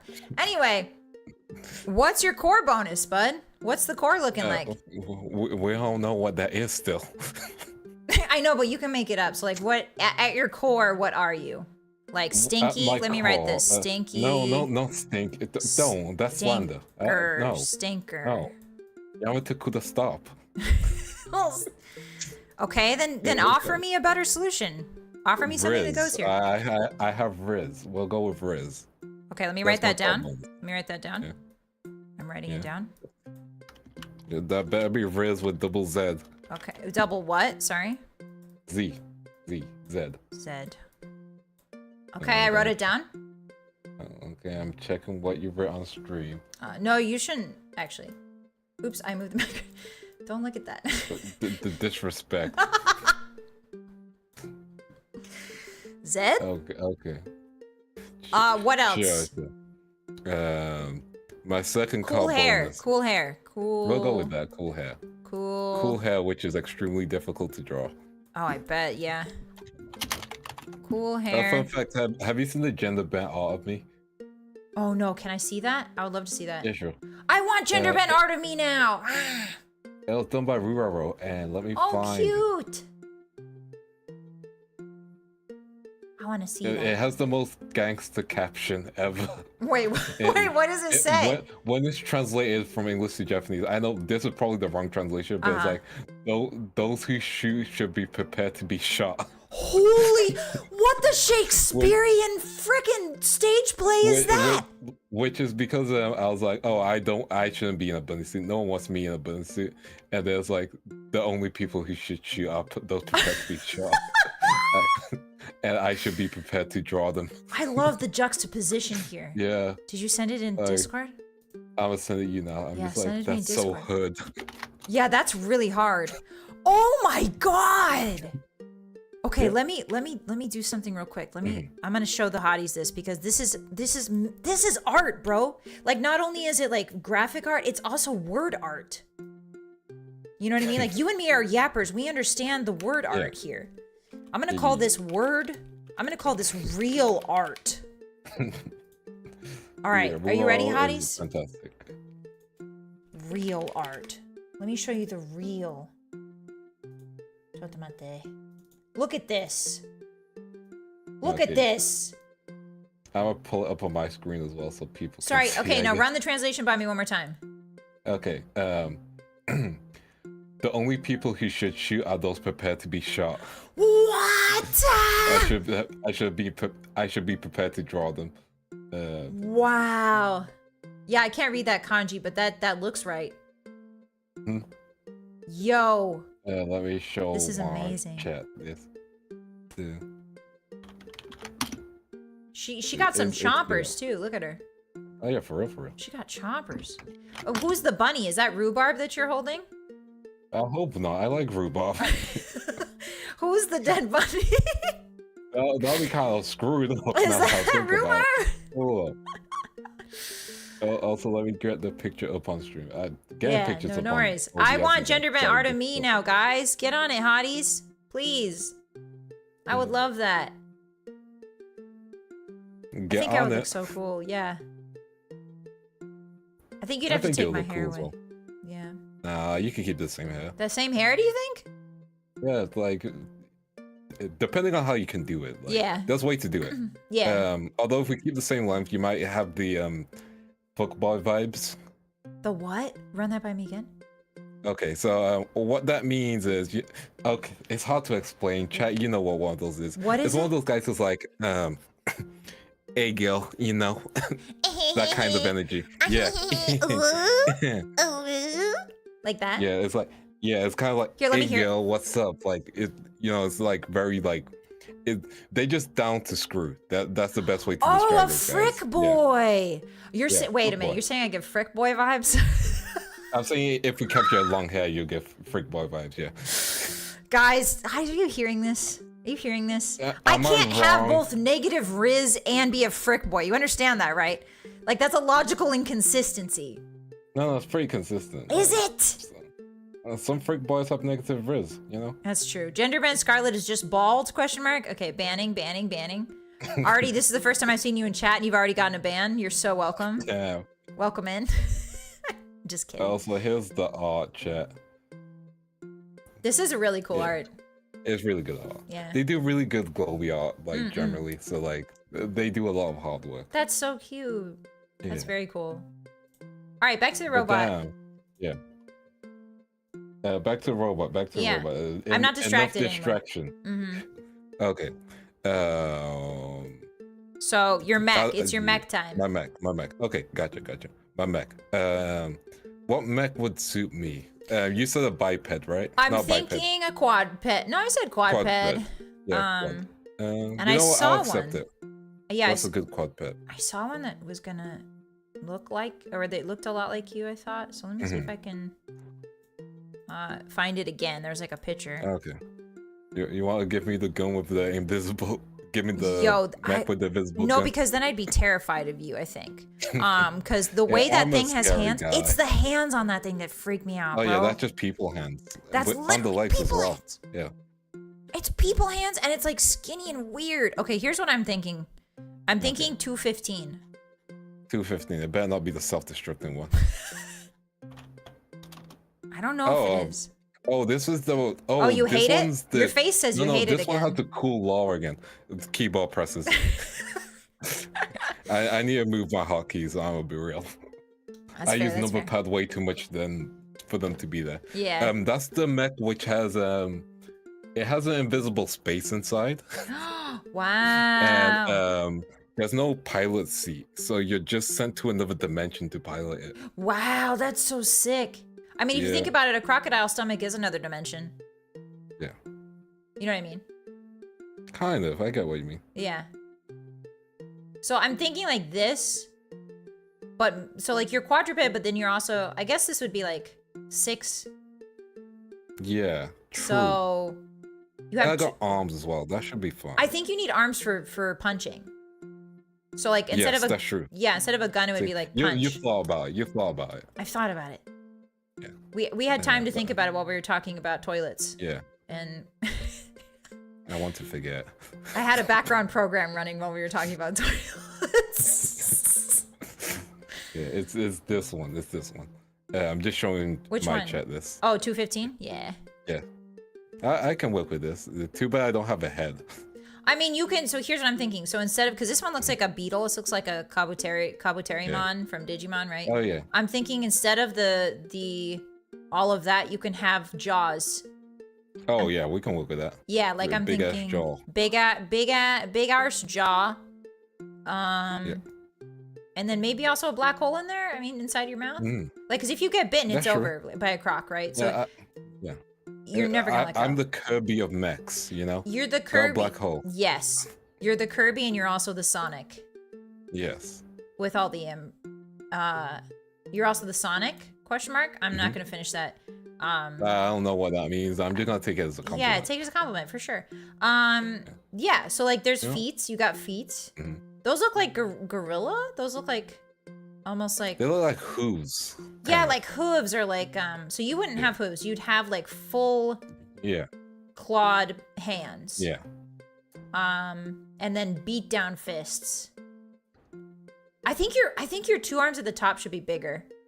Yeah, no, I agree on that. Like, we can change it around. We can style it out. Yeah, you need 2 huge forearms, and honestly, like if those forearms were bladed, because like your grabbing mechanism, your main mechanism is your mouth, because you're a crocodile. So I'm thinking like, what if we echo the jaw design up top with huge, massive arms that are also bladed, like teeth? Oh yeah, no, I can respect that. Yeah. And then, did you want a ranged weapon? Nah, I need to get up close and personal. Okay. So like none with, like I've got a flamethrower, you've got none whatsoever. Yeah. What about a tail? Can you have lasers on your tail? We can pop a gun on my tail. How about that? A gun? Yeah, just like a rail gun, like a .50 caliber type. Can we just launch? Can we just have a cannon on your tail? Like, you know, are there any cannons like a real cannon? Are there any like you know? Are there? If we had a rail gun on my for my tail. I think the rail gun would be cooler, cause then you could shoot like see your necklace, like you've got necklaces. What if those were the ammo, just like full spikes? Like what if it's a gun that shoots spikes from your tail? Yeah, I'm down with that. I'm cool with that. Yeah. Yeah, I don't even want to write the points. I just want to like think about like how that would look. It would be sick because it would be partitioned. It would be like a partitioned tail, so that it would like clink clink clink clink clink, so it could move, right? And then when you want to shoot, it goes clink clink clink clink clink, and then it goes and it shoots like a big rail. You know, that makes sense. Yeah. Yeah. Instead of filling out the rest of my sheet, how about we figure out which mechs would suit which VReverie guild? How about that? From this book? Yeah, from this book. Just from this book. Okay. Are you thinking of anyone in particular? Okay, we start at the top with Nova Senpai. Start at the top with Nova Senpai. She needs a dragon-like mech. Dragon-like mech. Oh, I can see that. Dragon. It needs to be sort of icy, maybe. I think a lot of energy weapons. Yeah, a lot of energy weapons, a lot of blues. A lot of blues, a lot of energy weapons. And like card game brain rot. I love you, Nova Senpai. Part of me's thinking, you're the Horus Bala, so 193. What page is that? 193. Yeah. 193. Sorry, I thought that was a model number. Just because that's the mech that can change frequently. Let me see. So it could have wings on it, and it's got the dragon-like feet. I kind of do love this for Nova Senpai. Yeah. It has a dragon-like feet. It's got the tail. Yeah. It can create its own wings, kind of thing. Yeah, and it's got that would all be like icy fire. That would be like frost, and like maybe some of the metal is frosted over. And like I think the head needs work. I think the head definitely needs some work. We could make it more dragon-shaped, It's got to have horns, right? Yeah. It's got to have horns on that head. And it shoots lasers, and it shoots beautiful white blue lasers. I can see it now. Yeah. Yeah, we can see it. There we go. First one done. Is there cryo weapons in Lancer? No, but we could just homebrew that later. Yeah. Okay, next heat weapons because the one guy who made flamethrowers. Oh yeah, if you just like yeah. That's actually a really good idea. So just reverse the point system for that. Yeah. Okay, the next one, who are we looking for? Oh, I found Stella.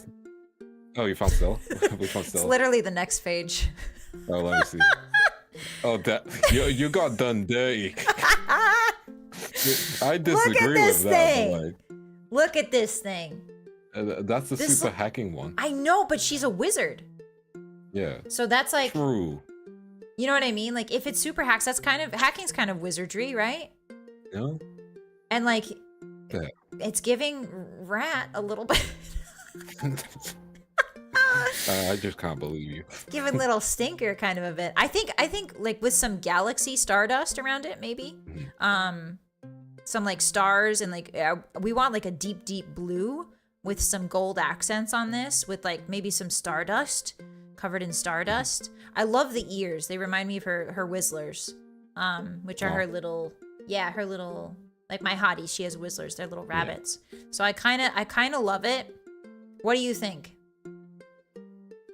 Okay, now you've given all the explanation. I can't say no. However, I should. I should say no. I should say no. There's you raise valid points. There's a face on the kneecap. Look. There's even a little happy guy face on the kneecap. Look. On the right one. Oh yeah. Oh yeah, I see what you mean. Yeah. That's how I know it's Stella. All right, your turn. Okay, Salmon Senpai. Let me find one. So I'm thinking like needs more pinks, correct? More pinks, yeah. And, like elegance as well. Probably orb based, I would say. Yeah. Orb based. See, I have one in mind, but like we would need to change it up a bit. Yeah. Let me see if I can find it again. There's so many good robots in here. There's so many good. Wait, I kind of found one? Okay, yeah, you find it. What are you thinking? You find yours. Okay, so I was thinking, just because it got the Orby shape. Yeah. One second, I think I lost it. You're okay. Wait. Oh yeah, no. 161. 161. Okay. Yeah. Like it would need some alterations if you get what I mean. I'm at 190. Okay, 190. Oh, I'm at 130. I keep overshooting it. Oh, I just type it. Well, see, that's a smart way to do things. But I'm known for being smart, actually. Oh, yeah. Yeah. So like, it's got the pose. Yeah. We turn the ring behind it into an actual orb, or like have an orb floating in it. Of water or something, yeah. Yeah. Kind of like that. Or like turn the ring on the back of the head to like 2 orbs on the side. Yeah. Change up the face a bit so it's more like, you know, less threatening, because she ain't threatening. True. Very true. She's very like very nice, very non-threatening. Yeah. And like, yeah, that's my reason. I like that. Yeah, I can see that the reddish would become pink. Like if we make that pink and then make everything else blue. Yeah, I agree 100%. Okay, and now that I know there's more behind, I'm looking at others now. Foodie's gonna be a hard sell, I think. We're gonna find out. Okay, we're gonna have to. Is she gonna be quadruped or biped? She has to be quadruped. She has to be. Okay. I think out of all of us. Let's go Furry then. Yeah. I also think she's like super gremlin mode, so like we would need something destructive in power. True. I'm thinking this guy. Ooh, which guy? 137. 137. Oh, I think I just went past it. I think I know which one you're talking about. Look at that thing! No, you can't. Look at That's that. just a healing robot. Oh, it is doesn't it? do anything but healing. Oh, okay. Like genuinely. Okay. Not that one then. Keep an eye out for like an Ari one too. Yeah. We can definitely find one for Ari. And Renona. 185 maybe. 185. Yeah, 185. For Furry. 185. Ooh, I kind of like this. It's got the colors, yeah. Yeah. Oof, I like put some ears on that. You know what I mean? Yeah, I get what you mean. Ears, and then I think the 2 arms that are kind of hanging need to be like claws. We need like intimidating shred claws, bigger arm shredding. Yes. Yeah, no, this makes sense because she can jump straight up into the trees, and this thing looks like it could do that if there were trees in space. You know what I mean? Yeah. Yeah, I love that. Okay, Renona / Ariel. Okay. This is gonna be. There's got to be like an angel robot in here, right? Maybe. There's got it. I think the more Waylandy ones might have it. Okay. I found the one for. Wait, have I? Have you? Have I? No, I have not. I have not found anything. Just gaslighting yourself, man. I am gaslighting myself. That's why I hype myself up in the morning. Today's going to be a good day. Delusional. Oh, you took your jacket off? I want to take my jacket off. Did I take my jacket off? Yeah. I pressed it by accident. Okay. You can take your jacket off. We're casually chilling. We're casually chilling. Yeah. That makes it look like I'm just at some ball game. Yeah, I don't want to be like, I look too dressed up with my cape on. You can wear a cape, it's fine. No. Like, you know, if I had a cape, I would wear my cape all the time. That's all I'm saying. A jacket's kind of a cape, bro.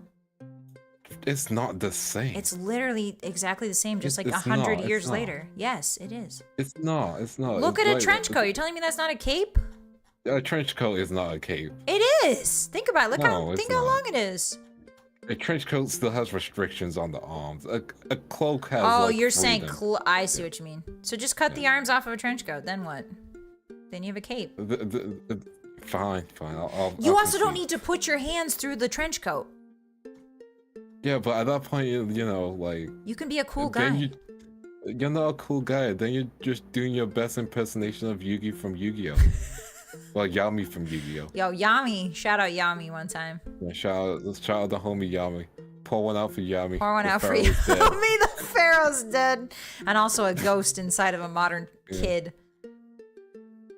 Okay. Pour one out for the Pharaoh Atem. Atem. Okay, I think I can't find, there's no super cute robots. All good. Also, you have a good one, Vic. Thanks for jumping in and watching the stream. Bye, Vic. I think 227 maybe for VReverie. 227? Yeah. 191. 199. I'm young, so I know how to type things in. 227. You got it. Can you hear me scrolling? Ooh, for Riri? Yeah. Oh, hey, she's gonna hate this. You know that, right? I know, but we ain't got that many options. Look how short it is. Short king robot. No, it's super big robot. Oh, is it super big? It has a lot of explosives because of her explosive personality. Oh, I love that. Okay, yeah. I could see this also being a solar-powered robot.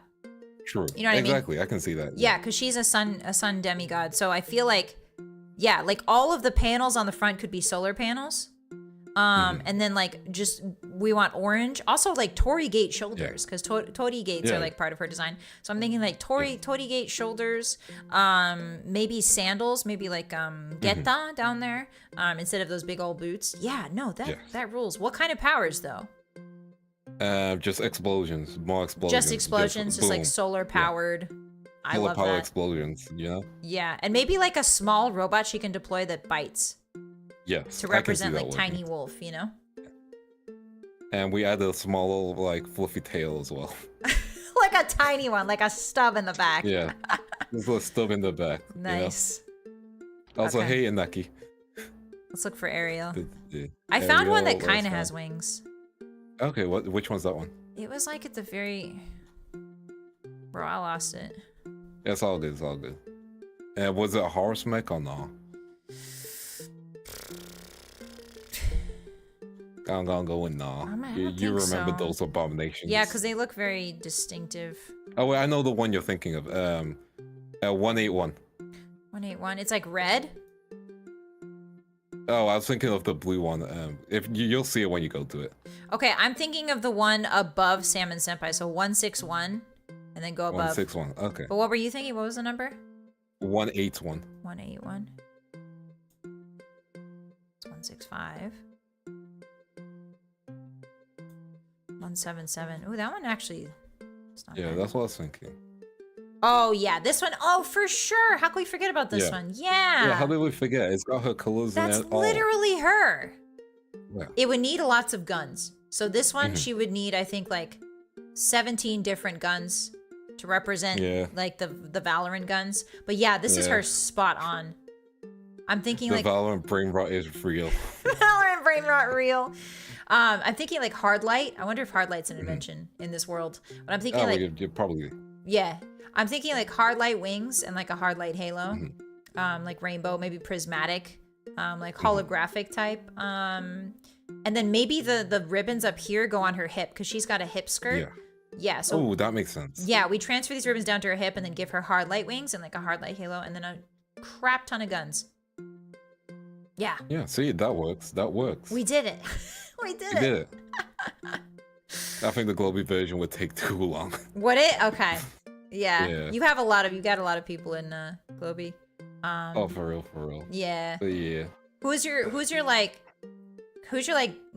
are you super close to in Globy? Would you say? Who do you really like vibe with?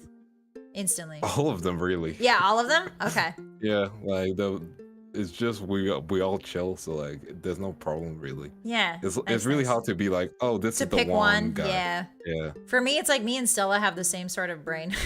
Same sort of brain. Like I love all my guardians, but me and her are like really like, in tune. But yeah, I bet with the whole P talk. Hey, no, absolutely not. I don't know what you're talking about, mister. I don't know what you're saying. I've never mentioned P once in the stream. That's crazy. Why would you why would you lie to me like that? Why would your talk no jutsu is not gonna work on me. I'm just saying, like, you gaslight yourself in the morning to get out of bed and you're trying to gaslight me into saying I've talked about pee and toilets. Myself. I didn't mention toilets. That was you. I didn't mention those either. Then you have no proof. Where's your proof? You just mentioned it, so that's you. I have the whole VOD. The whole VOD. But yeah, I'm gonna have to head off, unfortunately. Yeah, let's say thank you so much for this. This was really fun. No problem. I had a lot of fun. This was really fun. We're definitely going to do this again. Yeah, for sure. Much more organized, but we'll definitely do it again. Or hopefully I can run lances for you guys. That would be so much fun. Yeah, that would be sick. Thank you so much. I really appreciate it. You problem. I haven't made a lot of contacts in the VTubing world, and you're like the first person that really kind of, you know, reached out. So thank you very much. I appreciate it. No problem. Like, again, you're cool peeps. Make sure you go subscribe to Scarlett. Make sure, yeah. You need anything about Fallout? There you go. There's your girl. Or stuff Skyrim. About storytelling. There's your girl. Skyrim. There's your girl. There's me. And it's 25 different re-releases. Make sure you guys. Even the fridge version. Even the fridge version. Make sure you guys give some love to Vance as well. He's really chill, and as you can see, like we have the same sort of lore brain rot. So please go give him a follow. And thank you again, Vance. I really appreciate you. No problem. I'm gonna say goodbye to everyone on my side of the stream. Same. So I'm gonna yeet myself out into of the existence. void. All right, bye. Thank you so much to the collab. No problem. Goodbye. Bye. Now we gotta leave. Hold on. Chotomate, Haris. Chotomate. How do I leave? There we go. Booted him out. Let's go to the chatting screen, hottie, shall we? Hello, everyone. Hello. Castle Cat's really eager to see you guys. Oops. Let me move myself around a bit. I hope you guys had fun. It was so nice to see everybody in chat. I'm sorry I couldn't pay attention, but I want to make sure that I give my collab partner you know, because they're spending their time to hang out with me, so I want to make sure that they feel paid attention to. Excuse me. How'd you guys like it? Great collab. Hope to see a second part. Oh, thank you, Tony. I hope you liked the yapping. Stream was fun. That's so good to hear, Evie. Hi, dog. Stream is great. Yeah, thank you so much. Did I miss everything? You might have, Katsu. That's okay, though. It's good to see you. Bye, Vance. Yeah, I kicked him out, Top Gear. He tries to gaslight me. He gets kicked out. I hope you guys had lots of fun. It was really neat. I didn't know. It's always nice to have somebody sort of walk you through a new TTRPG. So I had a lot of fun doing that, and I hope you guys had a lot of fun as well. Vance seems really, really chill. I'm gonna be real with you guys. It's been a bit tough to reach out to people for me, because I told you guys, like, I'm shy, right? And there's various other circumstances as to why it's a bit tough to reach out to other VTubers right now. But I really truly appreciate Vance for being the first person to be like, hey, we both like talking about D&D. Do you want to do a stream about it? And I was like, sure. And so it's very, and you know, he's doing this. It means a lot to me. So I'm hoping that I can do more collabs, but I really do appreciate Vance for being the first one to offer a collab. I'm glad you guys liked it. It was really fun. Love learning lore. Yeah, we learned a lot. And I we talked about a lot of toilet. I was like, before we went on air, I was like, so no, we're not going to talk about toilets. And then I immediately talked about toilets. Oh man, I'll have to watch the VOD. Hope you had fun though. I did, Katsu. It's always fun hanging out with other VTubers and learning things about them. And learning things about their specialties, you know? Would very much like to see a series of you two going through different game systems. It would be really fun. I think that would be a really good idea, Distract. Yeah. I think that would be really cool. I think I would like to go through Lancer's one of them. I think that Vance really wants to run a Lancer campaign for all of VRev, which is very nice of him. We need a D&D campaign stream. Yo, Paman, that would be sick. Can you imagine like a Globy times VRev crossover? I almost said crossover. Crossover where we do like, you know what I mean? Like a campaign with like some of us, like can you imagine? That would be cool. Like Advanced DM'd, and then it was me and like Rhubarb and like Bonnie and like maybe Kohaku, because I know Kohaku and Footy had a beef. Furry was like harassing Kohaku, like not in a fun trolling way. So I think he'd be down for it. Yeah, we could do like a mixed co-ed like D&D. That would be pretty fun. Yeah, that would be so chaotic in the best kind of way. Distract. Lancer campaign would be amazing. I would love that. Yeah. That'd be really fun. Like wait, what? Distract? Thank you guys again for hanging out with me. I hope you had a great time. Let me show you guys my schedule real quick. Chotomate. Chotomate. The correct schedule this time. Chotomate. Is this the correct one? No, it has the wrong numbers on it. Okay, but it's still sort of correct. pretend that says May 7th. I pretend that says like May 5th to May 12th. Why does it say the correct numbers down there but not on the side? I don't know. Anyways, this is my schedule. So we just did our collab on Wednesday. There's not going to be, I don't think, a stream later today. But tomorrow we're doing Skyrim. Oops, sorry. Skyrim as a bard. We're going to be playing Skyrim without fighting, without doing anything. We're just going to try and make a living, see how much money we can make as a regular old bard. I've got some cool mods. I'm going to see if they're going to work. Todd might not want them to work for us. So there's a chance that I might need to disable them. But as far as I can tell, the mods work pretty okay. So yeah, come on by for that. More Skyrim tomorrow at 3 p.m. PST. This was my first ever collab, guys. I'm going to be real with you. This is my first ever collab outside of VRev. I was kind of nervous. I hope I made a welcoming atmosphere, and I hope you guys enjoyed it. And I think, yeah, I'm just so happy that I got an opportunity to collab with someone outside of VRev. It's been a bit difficult, so I'm really happy, and I'll get better at collabs, I promise. I promise we won't talk about the toilet so much. Pacifist run, let's go! Yeah, pacifist run. Maybe we'll do a bit of fighting. Maybe we can charm people into fighting for us. We'll see. But yeah, I had a lot of fun today. So make sure, hotties, that you guys take care of yourself. Make sure you drink some water. Make sure you have a good lunch. I'm gonna go work on my ASMR script for my commanders, my commander tier members, and I'm gonna go work on some sketches for the sketch raffle, people who won the sketch raffle. So thank you again. Don't worry, you did great. Thank you, dog. Thank you. It was a fun stream to lurk to. I'm so happy, Hyper. Thank you for lurking. Thanks for the stream. Thank you for coming by, Distract. You did great. Thank you, Top Gear. I was pretty nervous. I'm not a very good host, but I did my best. Enjoy the rest of your day. Thank you, Distract. Oh, there are Maros. Thank you for reminding me, Top Gear. Chotomate. Thank you so much for reminding me. Chotomate. If it's mellow, you'll let it mellow. No, Sid. Pretend I didn't say that. Pretend I didn't say that. There are Maros. Chotomate. Let me see if I can get them up, actually. There were Maros. I swear there were. Mado. I downloaded them and everything. Hold on. Chotomate. No bye-byes yet. No bye-byes. No bye-byes. Okay. Yeah. Here's some Maros. Save image. I can't believe it didn't save. Yes. Chotomate, Haris. Chotomate. I hope everybody has a good rest of their day too. Make sure that you do. Make sure that you go eat. I'm gonna go eat the last slice of cake actually, while I work. Oh, there's a lot of, yeah, we got a lot of Maros. You guys were like curious. You guys are so curious. My curious little hotties.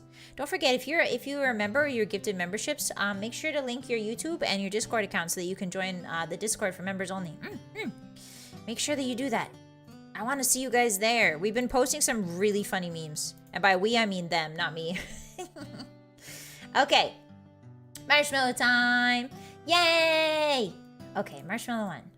Are you going to do a Fall Guys endurance stream to unlock the hotties, aka Sir Blaze Bright? What does that look like? Let me see. Fall Guys. I've never played Fall Guys. Sir Blaze Bright. Is that like a skin or something? Oh, he's so cute! Oh my god, the Blaze Bright guy is so cute. It's basically you guys, hotties. That's basically you. Let me show you. Chotomate.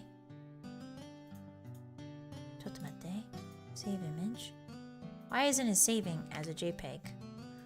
Look at this. Let me show you guys. This looks exactly like you, except it doesn't have the funny little face. It doesn't have your guys' funny little faces. Hotties 2. So The never played Fall Guys, but I would love to play it. Did I miss the entire stream? Hi, Rakumi, welcome in. No, you did not. This is the ending of stream, so you caught the ending. Look at that. That's just you guys. Oops, that's me. Look, it's you. So I guess this is a skin in the game. And this is what you guys... Fall Guys endurance stream to unlock. Oh, do I have to unlock this? Oh no, that'd probably take a long time, huh? It is exactly you guys though. Look at that. Hotties in our battle gear? Exactly, Famin. I keep forgetting to write tomorrow. That's okay, right? Take your time. I'll be here to answer them. There's no rush. I would love to do this, but I've never played Fall Guys before, and I don't know if grinding, like, I know I play Fallout games and Skyrim games, but I don't know if grinding is, like, in my brain right now. But maybe someday when I feel like grinding, maybe I'll really like Fallout Guys. Who knows? Oh, you hit 1.5K? Did we hit 1.5K?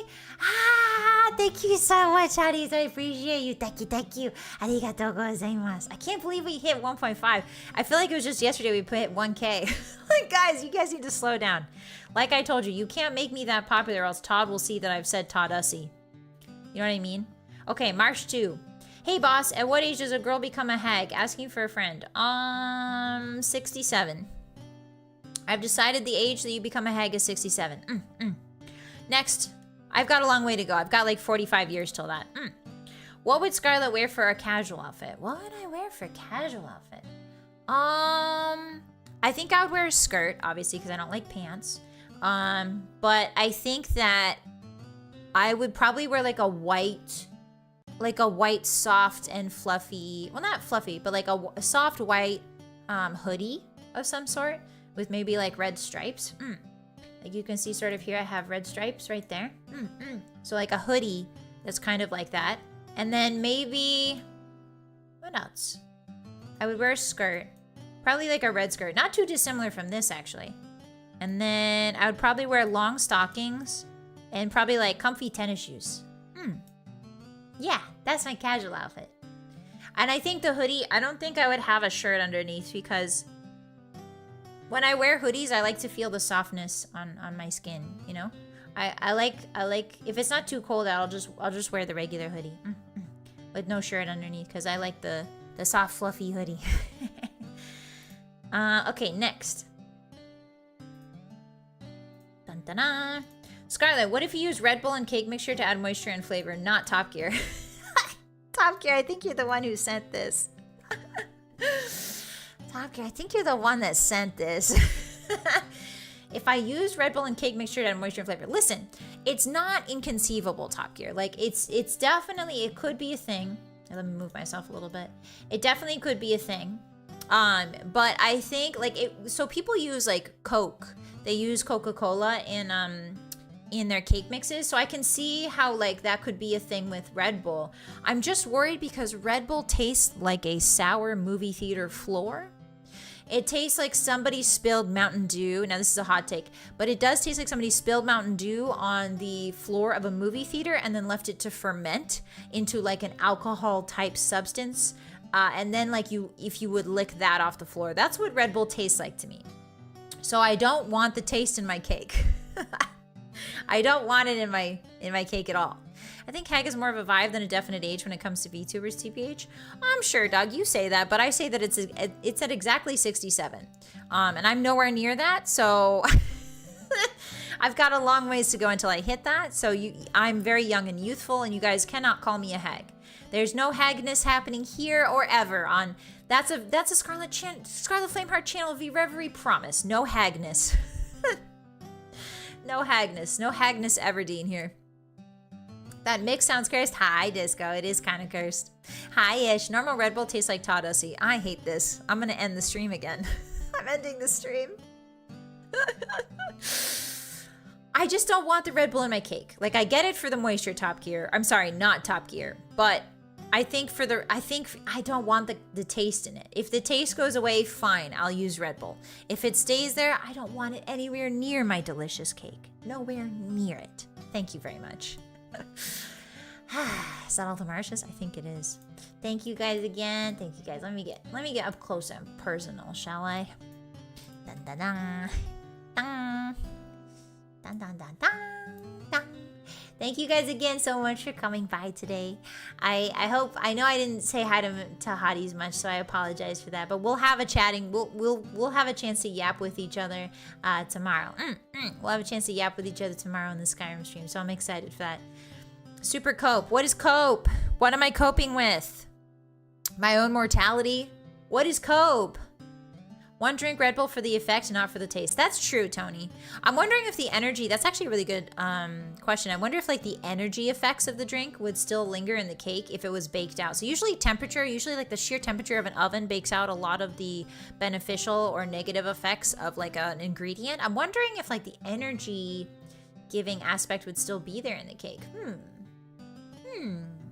I know that some caffeine survives, like when you make a chocolate cake and put espresso in it, to enhance the chocolate flavor. Sorry, my nose is itchy. To enhance the chocolate flavor, some of the caffeine survives. Not all of it, though.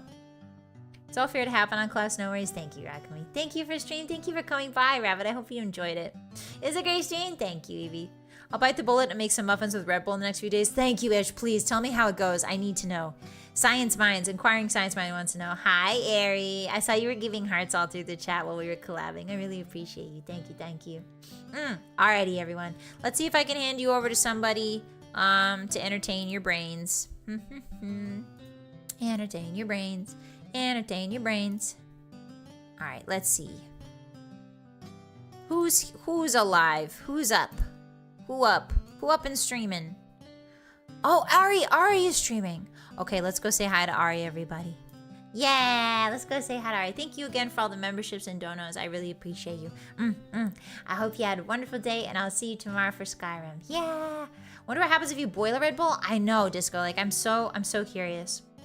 Only one way to find out, Scarlett? No, Top Gear. Ish is taking the bullet for us. Ish is gonna make muffins and let us know. I drink Gamer Subs? Oh, that's right. You told me, Hyper. See you next time, Scarlett. That's right, Katsu. That's right. You caught yourself. Goodbye, Scarlett. Take it. No, you guys. I can't read suddenly. I'm gonna ban the word cute in this chat. I'm gonna ban the word cute. Alright, everybody. Thank you so much again for stopping by. I'll see you tomorrow for some Skyrim. Bye-bye. Bye-bye. Bye. Bye. Yes, okay.